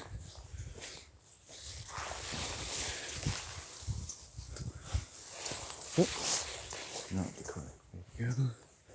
Here we go.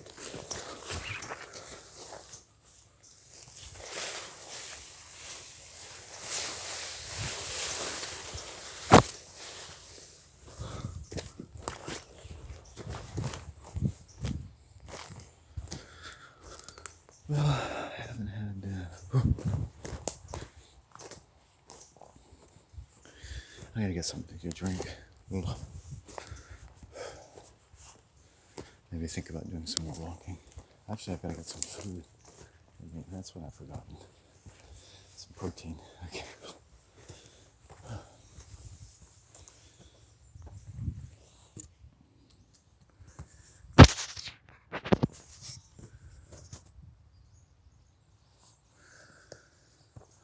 Some water.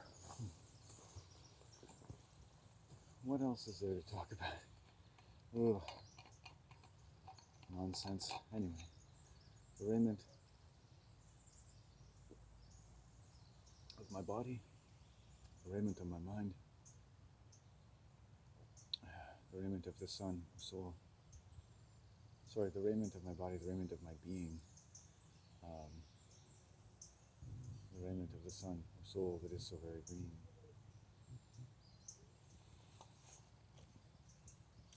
I wrote a poem like that many, many years ago, and when I was on South Spring, the only time any of 3 people read my poetry, they insulted me because of it.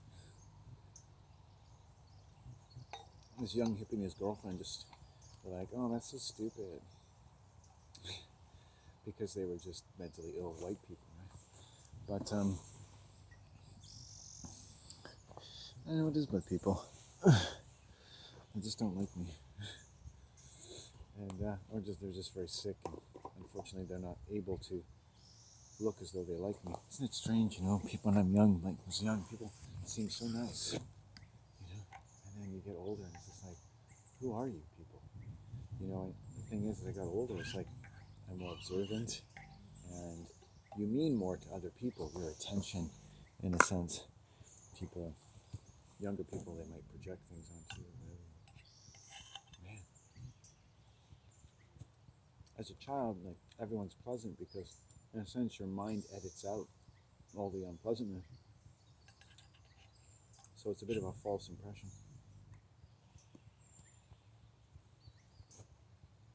I try to wonder, like, was there anyone really all that nice when I was a child? Or was I just, I was like a factory-made model, and everything I experienced was helping to form my idea of what nice was. If at some later time I should think very differently about what it is not nice for a child, that would be my prerogative.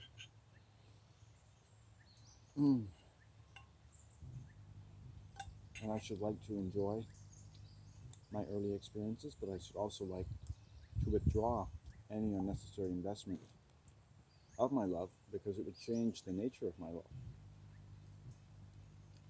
It's very hard to always pay enough devotion to how your love forms around your early life. It can be quite costly. People's love forms around religion. They get their children to form their love around Jesus, religion, the world, all kinds of things, a myriad of demands upon their young minds. But it's the only trust and love they know.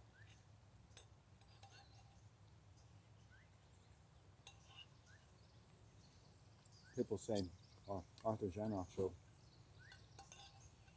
in terms of birth trauma, you can die from your birth every time you die.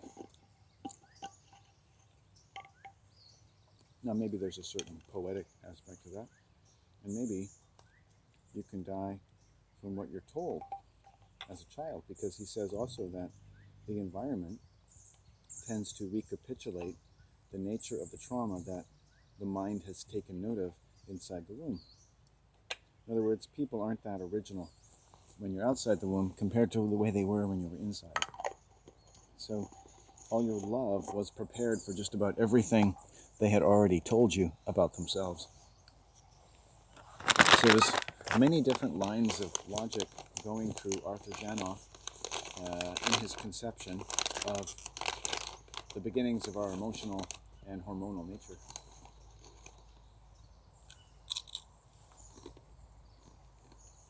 Wanna give you my love. I wanna give you my love. I got a whole lot of love. I got a whole lot of love.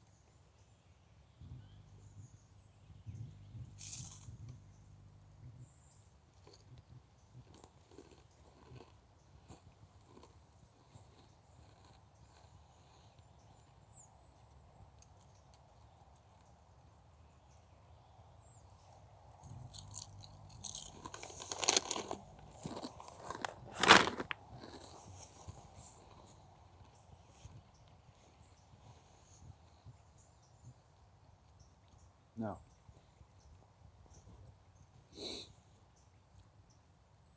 so I said a few things there. I can't reiterate because I'm too stoned. I could, but I don't want to.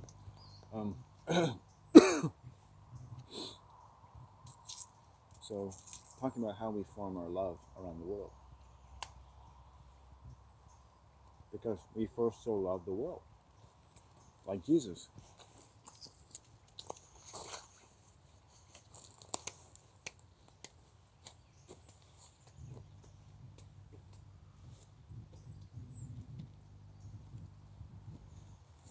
For Jesus so loved the world, he gave himself to be tortured, because the nature of your own breathing apparatus demanded that he did before you even learned to speak, which of course you knew how to do, to speak, before you were even born. So what is it about these religions? What is it about the Exodus? What is it about the Holocaust? That's so made up, when other forms of suffering are all too real.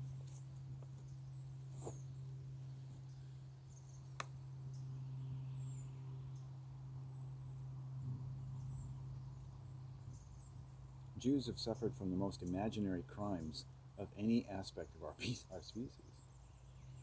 And I'm not going to say it, but I bet you there are people out there who would say, yep, that's me. I'm a part of races that have experienced the real abuse of this world that nobody talks about.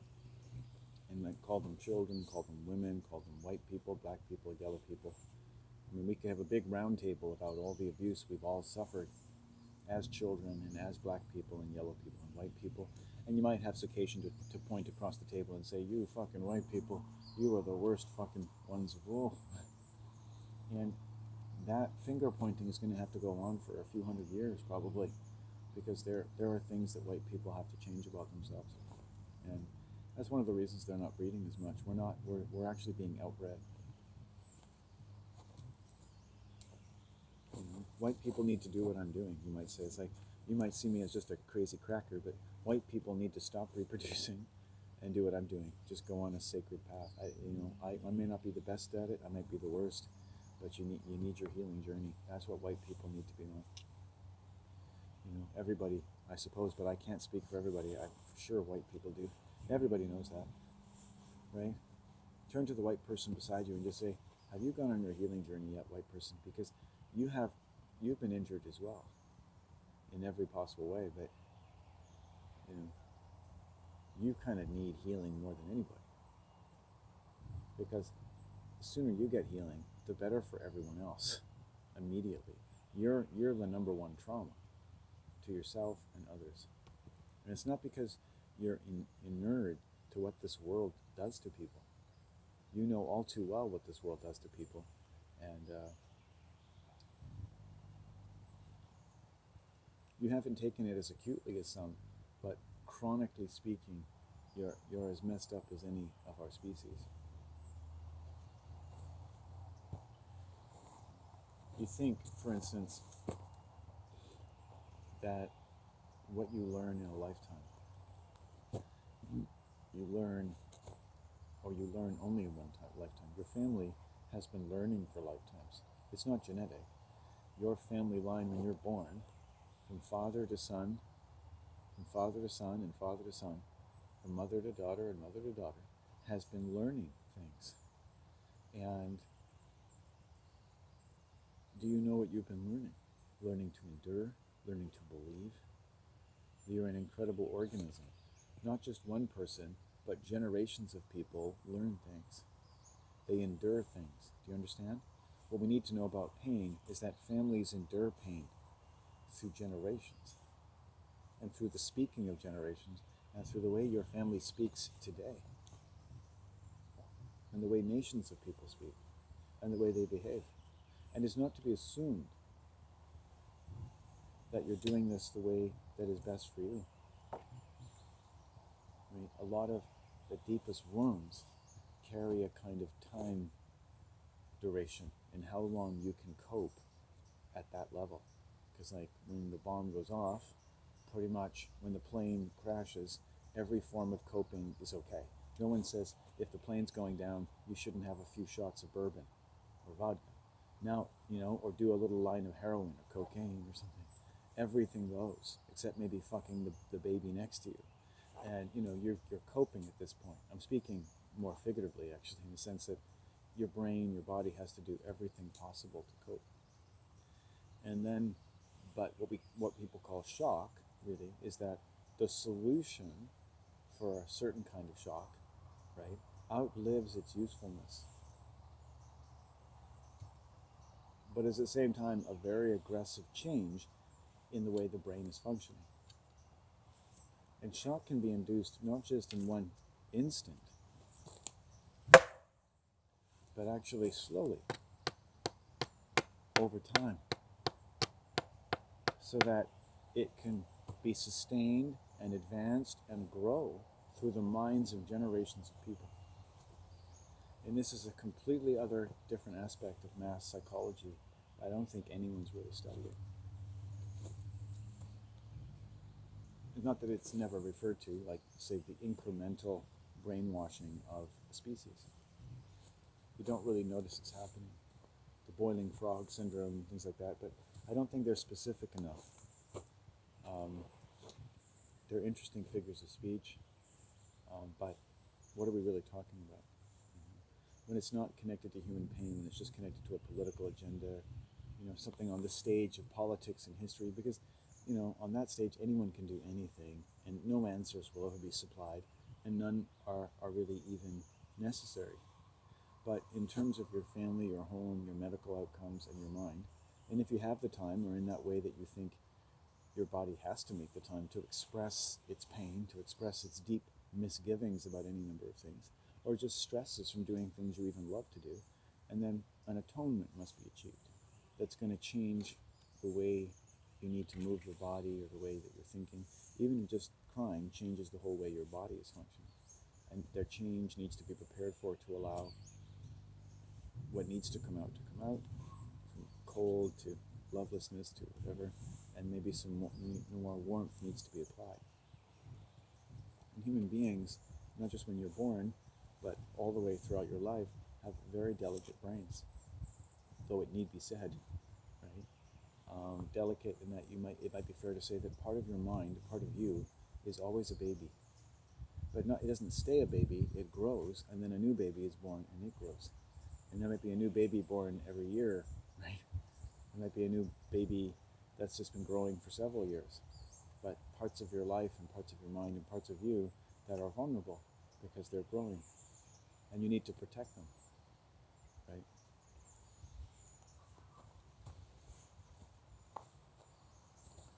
So, I want to talk about this. I never met this young lady. I heard this story through my mom, who is kind of psychopathic. But in that way, like I say, like people need to humanize the psychopath as much as I do, because people just don't seem to feel the way they used to. So my mom tells me one day, and after I've dealt with a meth head in the building and a family of sexual predators living in our building, and victims at the same time. Not that my mom isn't one and my neighbor isn't one. There's just a lot of very violent people that live in my building. This is what I heard after the fact, is that a 16-year-old girl had been sleeping up in one of the antechambers near the penthouse on the top floor of the building. Blankets, whatever, just curled up. And some of the homeowners, these people in the strata council, right, who like to think they're somebody, and they are somebody, they're just not a very moral somebody. And no one's expecting them to be, by the way, certainly not me. And they just had the police take them away and drop them off at a local 24-hour fast food restaurant. See ya. You're somebody else's problem now. 16-year-old girl. Now, I know some of you would say, well, I was pretty tough when I was 16, but I wasn't. I don't think I was ever tough enough to deal with what was put on my plate. I've never become overconfident that way. My kind of life doesn't give you incredible confidence. It gives you lots of fear and lots of time to think about things. And lots of time. If somebody takes my family away from me, or my footing stumbles in this world, I don't try to pretend nothing's happened. Every day I step and walk on this earth, I walk, as I think, as one who is keenly sensible of the injuries to my family and to my flesh and blood. And I connect my flesh and blood's well-being to that of my family. And the fact is, my family has been taxed and I've been taxed. And there's not a day go by I'm probably not dealing with grief in some way. And not just my own. So I want to say something to that woman. I want to send something to her, I guess, in that I've been thinking about her, in that to apologize with shame for the kinds of people I live around. These incredibly cunty older people. I've learned to deal with them, but I actually quite despise them.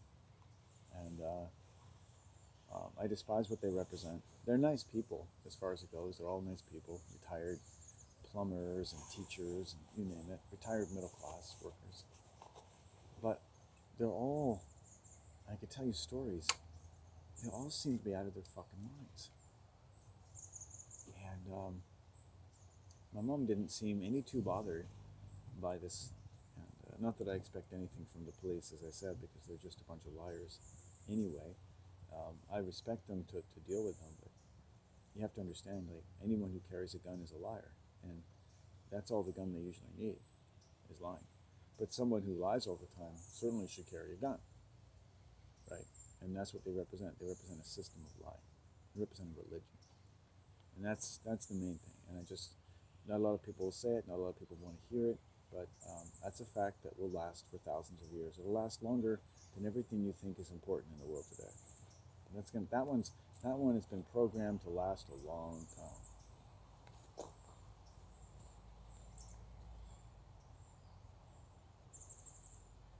It's not every day you hear a fact like that that's going to last through the ages, right?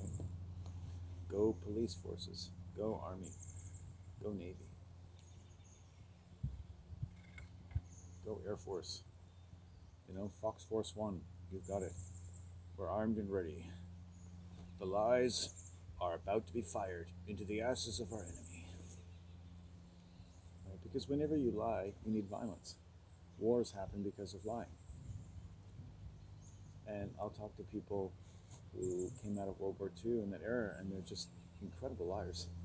I don't think most people even know what lying is. You see, lying includes the things people tell themselves because that's what they were told. That is also lying.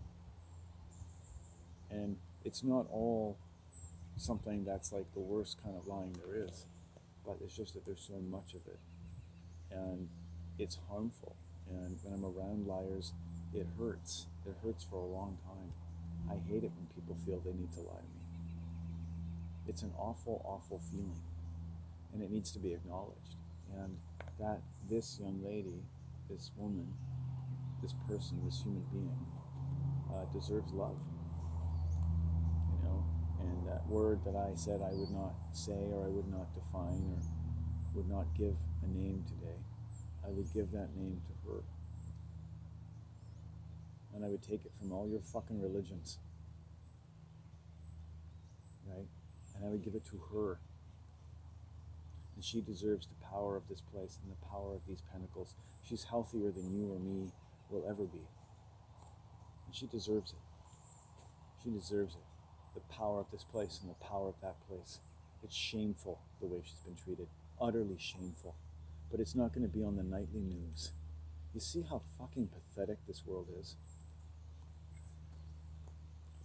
Meanwhile, your CBC is making sure that car repair shops don't charge you $500 more than they should. And they call that hard-hitting journalism. So we'll leave it at that for now, but I'm going to go into the pentagram now. Take that with me. It's sluggish on here. But I really want to dedicate this day to her.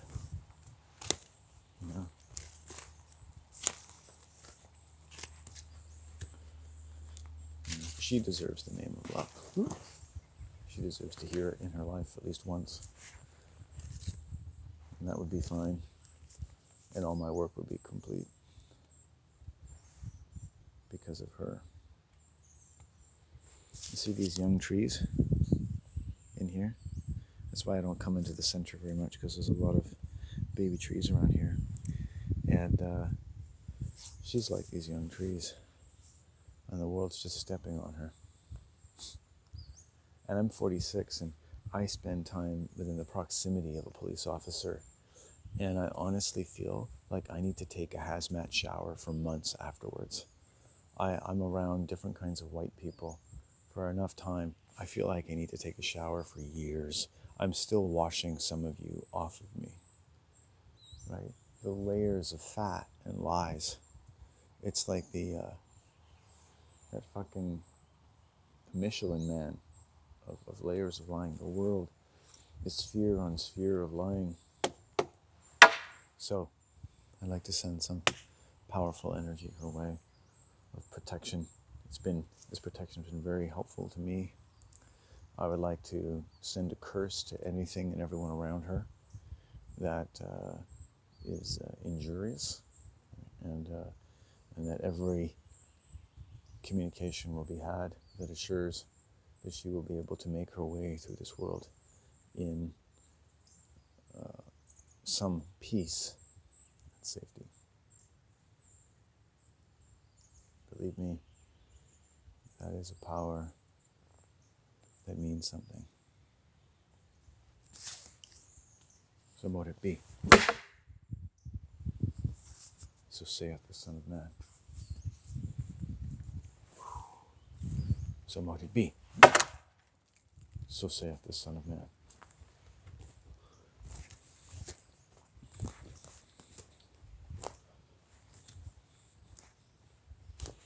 I don't like making sounds in here, but I'll do it for the right reason. I've been waiting to do that for a couple of weeks. And it was cold when they did this, colder than now. And you can't deal with police officers. You can't talk to them. People in uniform come up to me. They think I'm stupid. I just go right along with whatever. He's like, if I don't have to, I'm not gonna, give them any attitude. I mean, I don't like being around liars and thieves and things like that. And with the police, if you ever want to know what it's like to be around criminals, just hang out with a police officer or a fireman or a paramedic.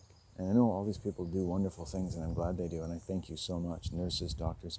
But I've also been sexually assaulted the last couple times I've gone to a hospital by nurses, And we're not talking about people being awful, evil people. We're talking about them being just like everybody else for a living, right? And there's a lot of lying among these organizations. These are very tightly knit fraternities of people, right? And so many other professions, and not just those, that are linked by fraternal orders of religious function, which is always to be found integral to every profession in the world. And certainly every profession dealing with vulnerable people and services which stand to encounter critically injured people, critically affected people, vulnerable people, homeless people. There is, for every affected person that a fireman or a paramedic or a doctor or nurse has seen in this world. And I've been someone domestically, been sent to hospital by domestic abuse over a dozen times, and no one. And the last time I was there, I said somebody beat me up, and she didn't even take my information. Right? I knew she wouldn't. I couldn't help myself. I was just in so much pain. I had a dislocated shoulder, and then I kept my mouth a little bit more. And the doctor never asked me about it. Nothing. They just don't. The first time it happened, the guy who did it, my brother, drove me to the hospital. There was no police. There were no questions. Right? It was domestic abuse. So everyone that comes to affected people has to be good information regulators. They have to be really super people, in much that all people in a communist society are programmed in a certain way. They have to be super people, super information managers, right? And they're going to see a lot of pain in their way, so they have to rationalize that.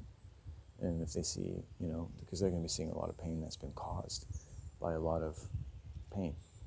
And the world is a world of pain. God is the top of all religions, and he or it or she is into pain, obviously. Right? And people live and are affected in such a way as a children, regardless of how their output or as they present, whether they present sick or healthy or what, are affected in such a way that this pain is effectively taken over as the driving set of priorities for the human brain. It's basically, most people's brains are spending most of the time just dealing with pain, especially emotional pain from humiliation, chronic abuse, changes on the order of the effects of industrial poisoning simply by the nature of the regiment of their lives, and profound lacks of communication with children in a world that doesn't afford them much of a voice, much of any rights, families that have been dealing with griefs and depressions and alcoholism, addictions and murder and abuse and overwork and underpay and sexual this and sexual that, and the chronic abuse of religions which are just put the gold seal of fucking lying onto families that, probably would never let slip any notion. They would rather see the whole human race stricken by some original sin than ever let slip any notion that their family is in any sense depraved. because they have the blood of Jesus over them or something. So when there's enough pain in the world, lying does become a fucking professional sport. And there's no two ways about it. You may like to believe that you live in heaven here in every sense of the word, but you don't. And pain and lying become a big thing because the brain has to lie to itself when there's enough pain. You certainly don't spend this life with a brain that says, hey, I want to show you every fucking pain you ever had right now, all the time, 24 hours a day. Here you go. Do you want your brain to do that? Your brain can't do that. You'd be dead, right? A lot of your pain is modified, incorporated. The body changes its systems. It goes into shock all the time. Most people are the products of shock. It's just that it's shock that's socially acceptable because shock changes the way your body operates. It's a temporary solution, but that it continues to go on. And if there's a chronic enough problem, that temporary solution is incorporated into the body. And that's what homosexuality is, a temporary solution to an acute pain in the mother's womb. And it becomes incorporated into all the other solutions to all the other chronic pains. And it's not even a sexual problem in itself, it's the response to a sexual problem, right? And by and large, whatever does remain is useful. It's a change for a reason. But people live with changes, people live with shock, people live with family with certain personality disorders and the like, and no one cares where all those changes came from. That shocking behavior is shock itself. And where did that change come from? What attended this change? And what I found in researching the shock in my own family and going through, domestic abuse, my mom was trying to kill me for like 4 months. I was just deathly ill. And I could tell you stories about, that I could tell you from that period of my life. And it's just disgusting. And it took me years. She still continued until I eventually got her to stop, just by talking to a certain part of her mind, using magic, just by talking to a certain part of her mind one day. The convulsions finally stopped. And I said, you got to stop making me sick. And so this capacity to talk to people's minds in that way is something that is developed over time by my communion with nature.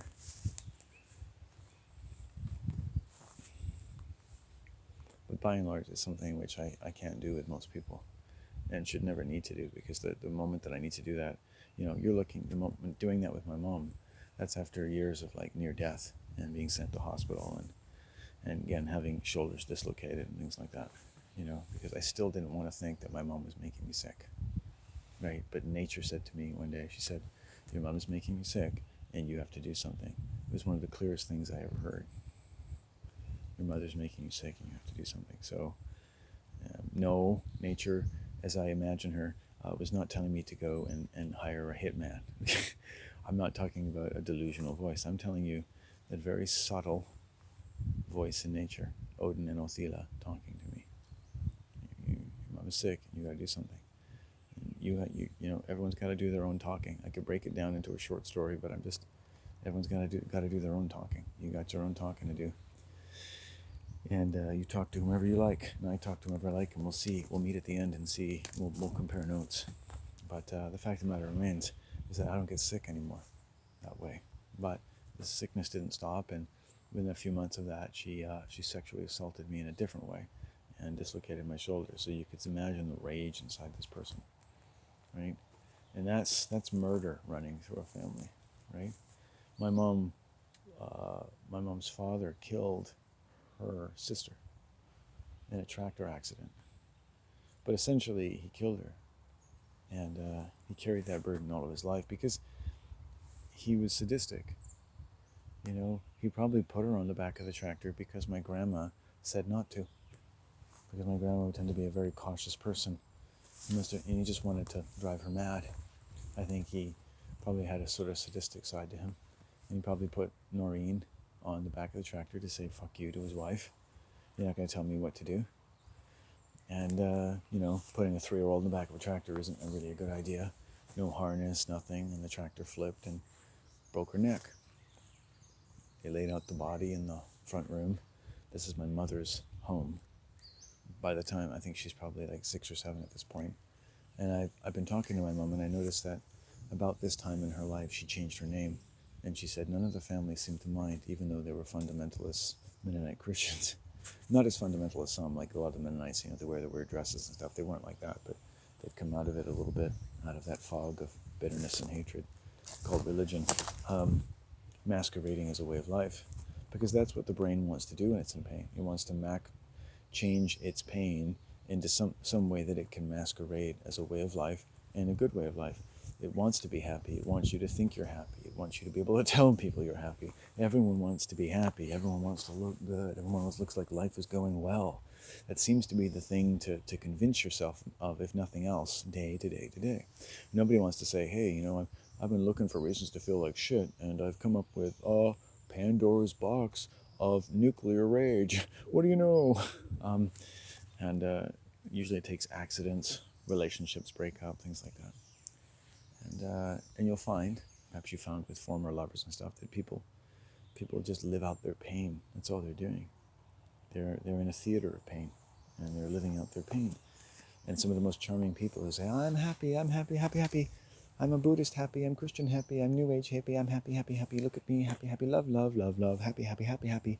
And the curtain opens and you see this incredible sadist, someone with no sexual boundaries, things like that. And that's what religion is like. That's what it fosters, and it comes from pain. It manages, induces, but it never cures, it never relieves human pain, except by a kind of masquerade, which then allows people to become better instruments for distributing multiple orders of that pain to other affected people all over the world, and to one's own children, and so on. There's nothing ever so painful, I should say, in families, that everyone in the family doesn't seem very, very equipped to protect from anyone ever doing anything about it.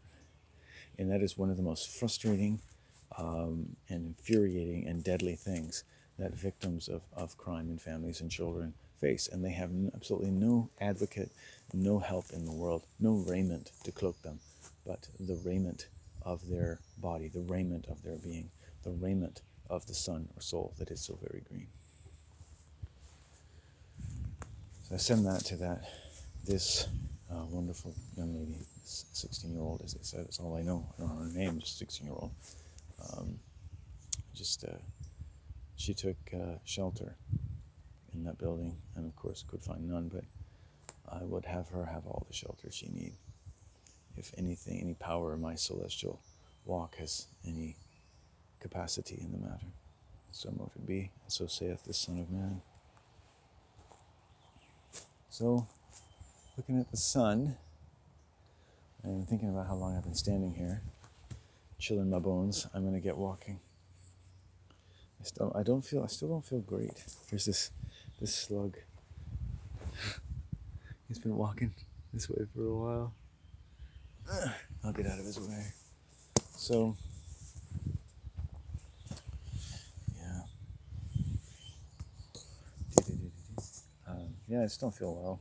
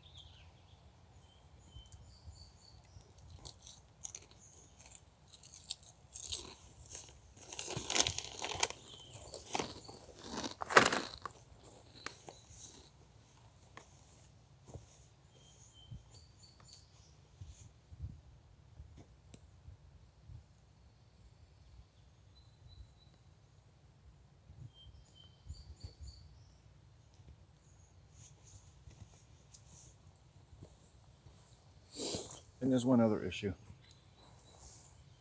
There's this fucking cunt, this another depraved, fucking sexually abusive mother, whose son already told me he'd been raped while he was fucking trying to thump on me, accusing me of raping him. He left bodily fluids all over my mother's back door. Right? Police don't do anything. Again, like, you don't expect anything of the police. They're just liars. Just don't ever expect anything. They wear uniforms, they're in a religion, they don't do anything. You ever ask, like, do a police officer actually feel like they've done something when they come home every day? You hear that? That's the law. That's the law. You see? That's what, if you're a police officer, you should learn that sound, because that's the sound of the law. The law before you RCMP officers came and killed so many native people that your queen told you to kill, because you're such an upstanding profession. It's not a profession for honorable gentlemen. Put it that way.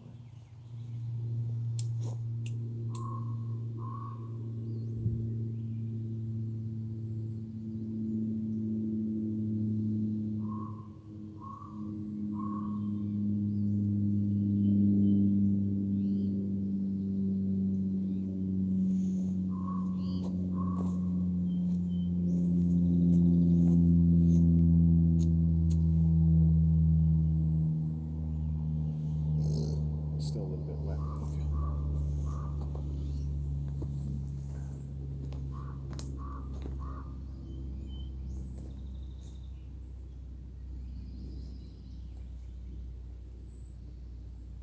Okay. I'll stay here for a bit, let it dry.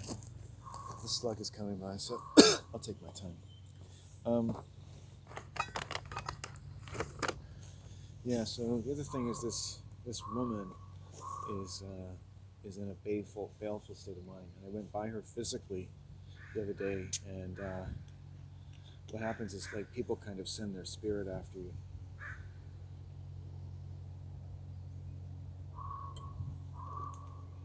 I now know that she is a violent woman, unmistakably, because I went by her in peace, even though she had done great harm to her young son, who did great harm to our building and to the safety, threatened the safety of the tenants who live there critically. She had absolutely no modesty about her whatsoever. She wished to do war with me. She's not satisfied. So, you know, it's never just one with a family. It's never just one person you're dealing with, right? You're dealing with a sickness, multi-generational sickness, right?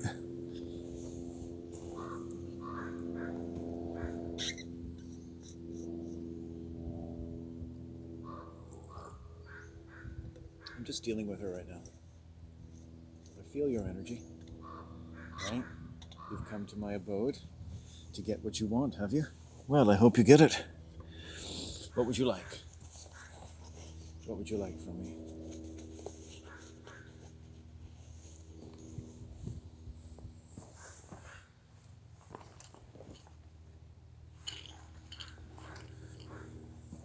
Yeah, the slug is kind of lifting his head up. It's like, what's going on up there? Nothing. Be careful.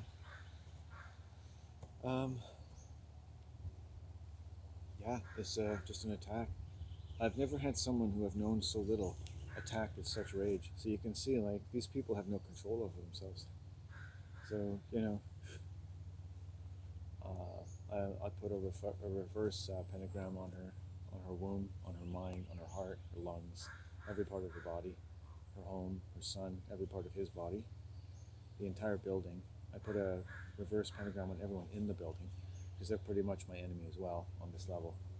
Because she's able to do this because she's picking up on a laziness in the minds of the people surrounding this event, and her neighbors and the building at large, who all suffer from lack of moral development.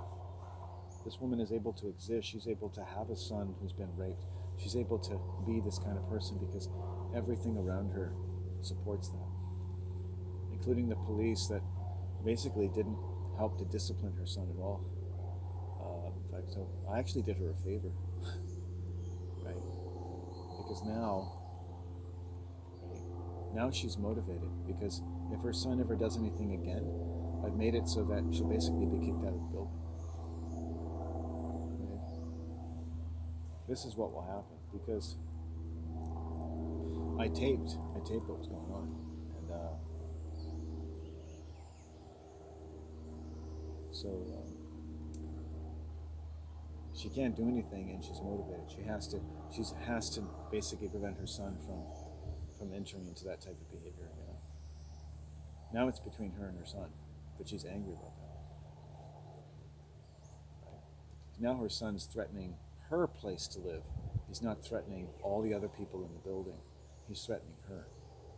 Right? And she thinks that she can take that out on me by threatening me. I've changed the dynamic in her household.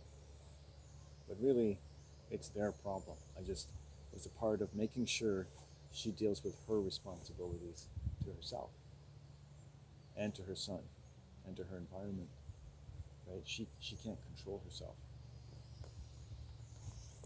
Just like a lot of people.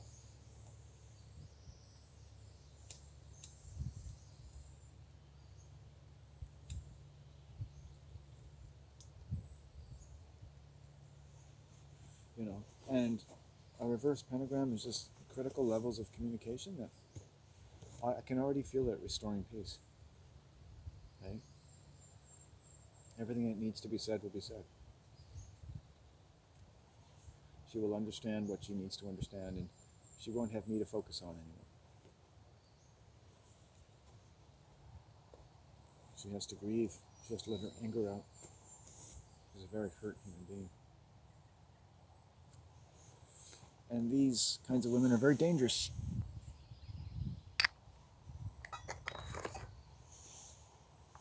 I've met so many mentally ill women who have boyfriends. It's amazing. I can't believe they find somebody to fuck them.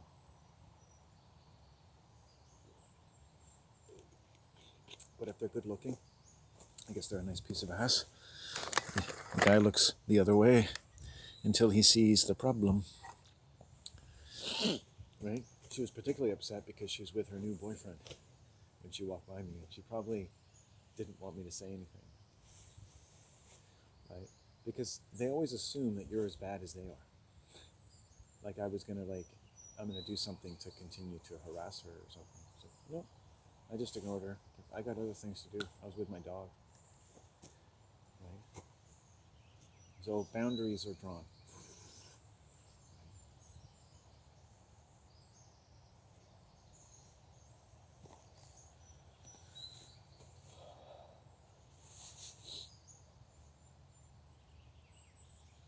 But yeah, I literally don't like or trust anyone in my building.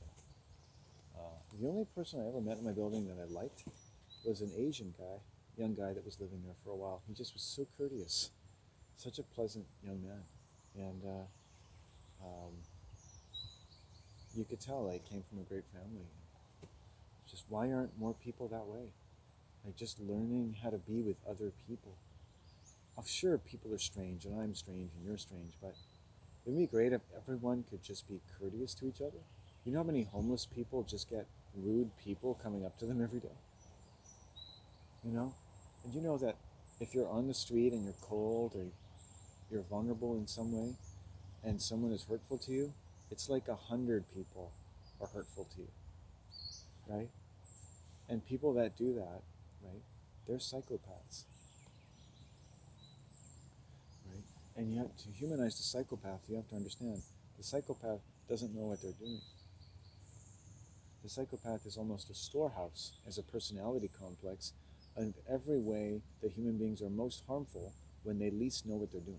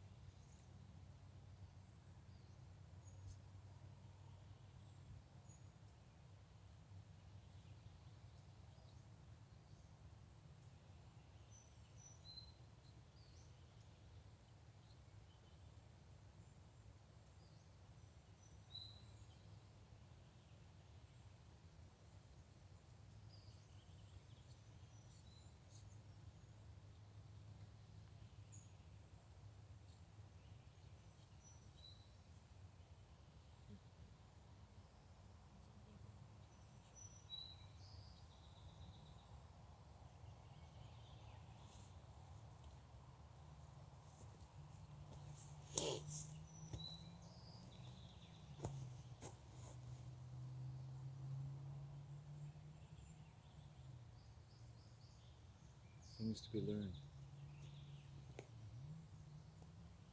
Things to be learned.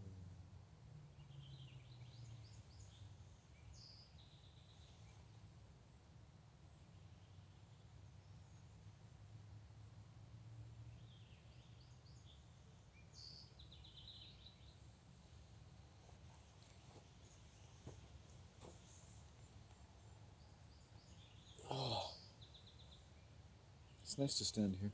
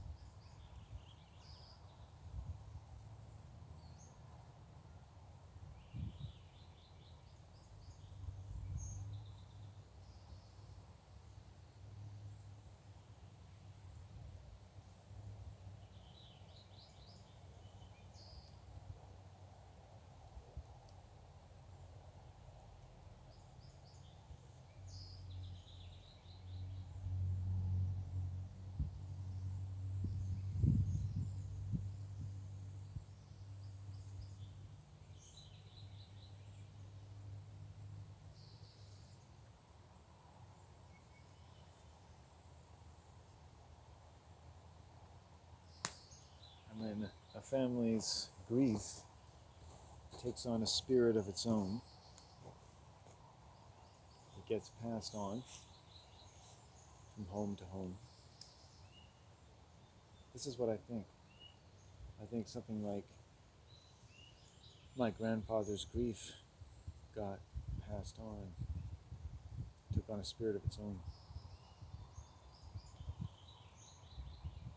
got passed along. When grief builds up, people are able to do things that they can't really even comprehend themselves. They block it out. They go on. Little things, you know. Maybe an angry moment. You've heard stories maybe of someone in a bar, maybe a couple guys get into a fight and one guy gets crippled, gets a spinal injury or goes into a coma or brain damage, hits the floor in a bad way. It started off as one thing and then it turned into something else. And I think a lot of grief in families can be like, it started off as something that turned into something else. And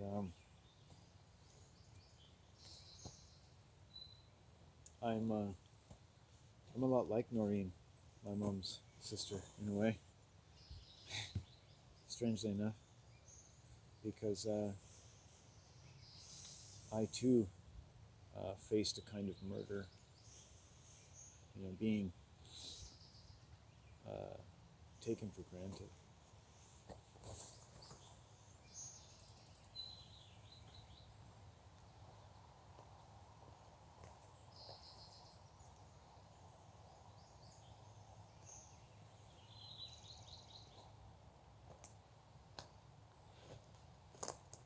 It's an awful thing for a family to carry. The family, the spirit herself may go on, but the family becomes pallbearers. You bear the pall, you bear the grief, you bear it along. And what is Christianity? But it's a massive guilt complex that underlies some kind of strange motivation to bear this grief along. Because life is wonderful, life is great, and then there's this grief to pass along from cradle to grave and from place to place. Do you not see that?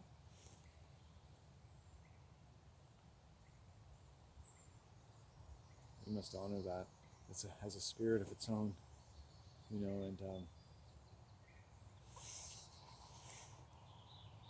I don't think it goes away.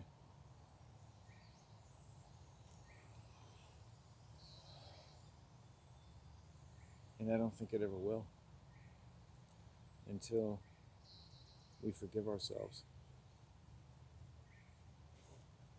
I've never thought that forgiveness was for anything but ourselves, really.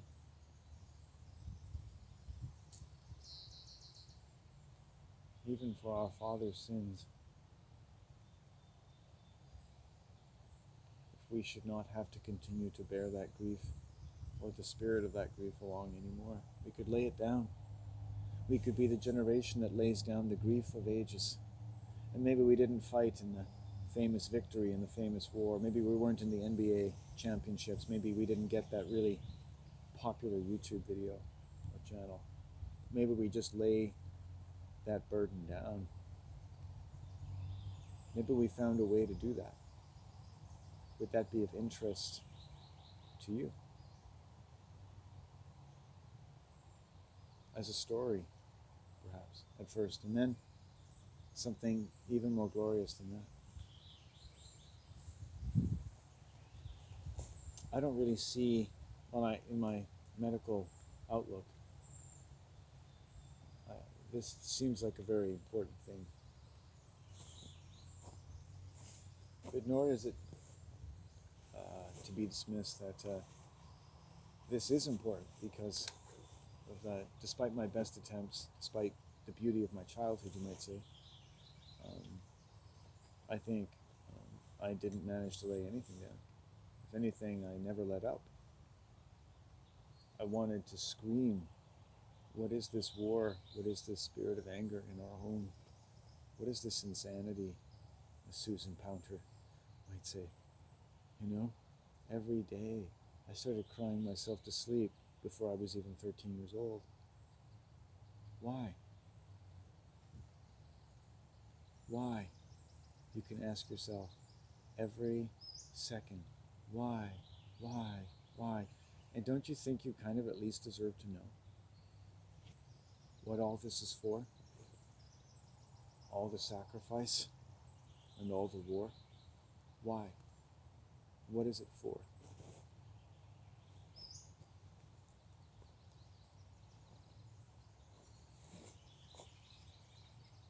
We've seen strong people try to bear it, to get out of it.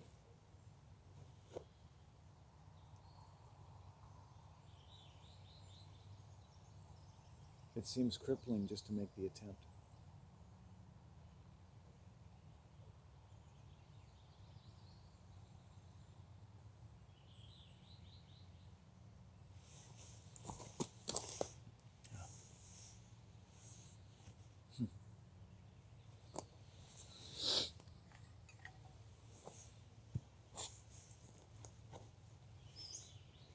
I was thinking of a story, but I don't want to give up this person's name, so I'm not going to say it. I'll just leave that one. It's weird, you know, the stories of my life are never really happy ones. I'll say that and spare you. I'll spare you, obviously. The stories of my life never seem to be happy ones, but they are interesting stories to me. When I think about it, I've had some interesting times in my life. No, they weren't great. Maybe they weren't happy, but they were interesting. And, you know, I don't know. I don't know how people, I don't know how I did it. I don't know how you do it. I don't know how anybody lives this life, but I guess I've got my own story as to how I made it along. And usually without working. And then trying to, you know, working, I understand, in very, very certain and even brutal ways, is a very good solution to all of my problems. Right? In life, like literally, like working would solve probably all my problems. You're absolutely right. At the same time, as I started saying earlier, I think that my efforts in these respects, and in many other respects, I would like to include, like the respects of being a 7-year-old who likes to feel happy and loves his mommy and daddy and just wants to be loved back. Doesn't want to, probably doesn't even think that it is something that they could fail to do. What a beautiful mind is that, isn't it? Isn't that a beautiful mind that all these children have? Can you feel that for a second? How beautiful that mind is. That right there, that's a child's mind. And yes, it's just mine or it's yours, and it's different things for different people, but can we just honor like a deep, misty, beautiful wood from eternity to the most magical parts of our mind, like the kiss of life itself, from the greatest mommy and daddy of all to us, saying, this is your creation, my great daughter. This is your creation, my great son. You deserve to be loved. For you, who are so loving, who first uttered the spirit of love itself into the world when you breathed outside your mother's womb, deserve every consideration.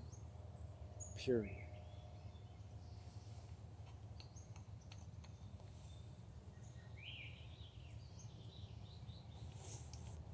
I think that should be the name for one of our aortic valves. It should be a name for one of the seas on the moon. It should be inscribed on the tablature of the technologies of the future, of the citadels and monoliths of government, of religion, of law, and beatitudes of culture, entertainment, knowledge, and song. You know? We could call it From the Beginning.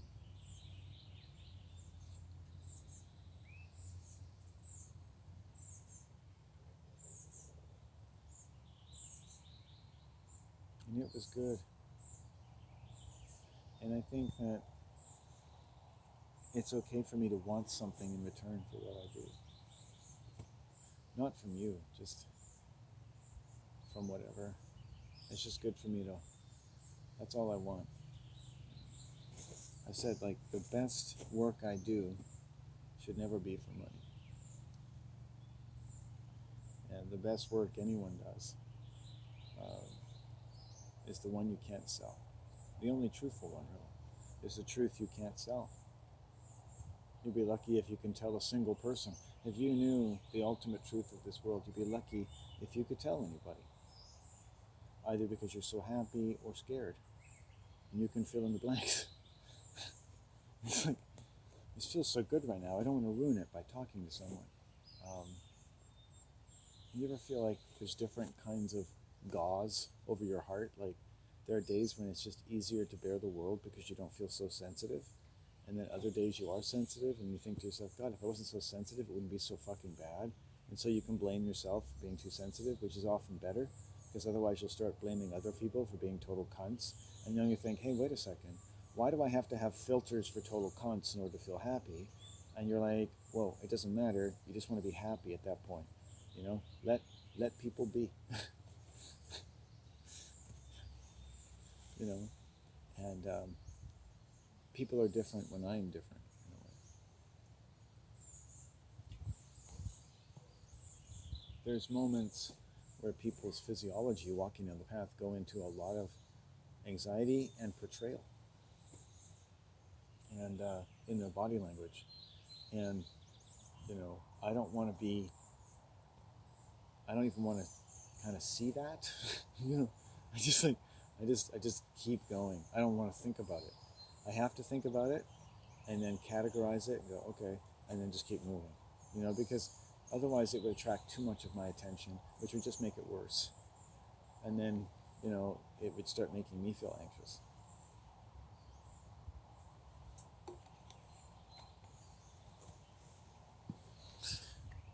And it makes sense to me in a strange sort of way. Not that I think people should really be nervous, and often they are just because that's the way they are. But in a very accurate way, they are actually getting an accurate read off of me because, you know, taken for what I would call myself, like my most honest self-expression, right? I don't want to know them, and they don't want to know me. You know, at best in life, I thought my mommy and daddy would want to know me. I've never met anyone who I thought really wanted to know me all that much, and I didn't care for a long time. I'm 46. Really, only till like recently, I thought maybe somebody should get to know me, because I really don't expect it from people to want to get to know me. I don't, because of course it's never happened. So, it makes me confident it never will.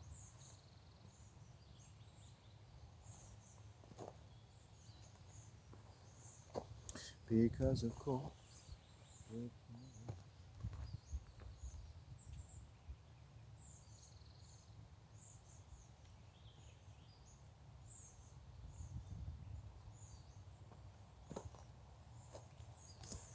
Yeah, I get to talking like this at times. It makes me misty inside.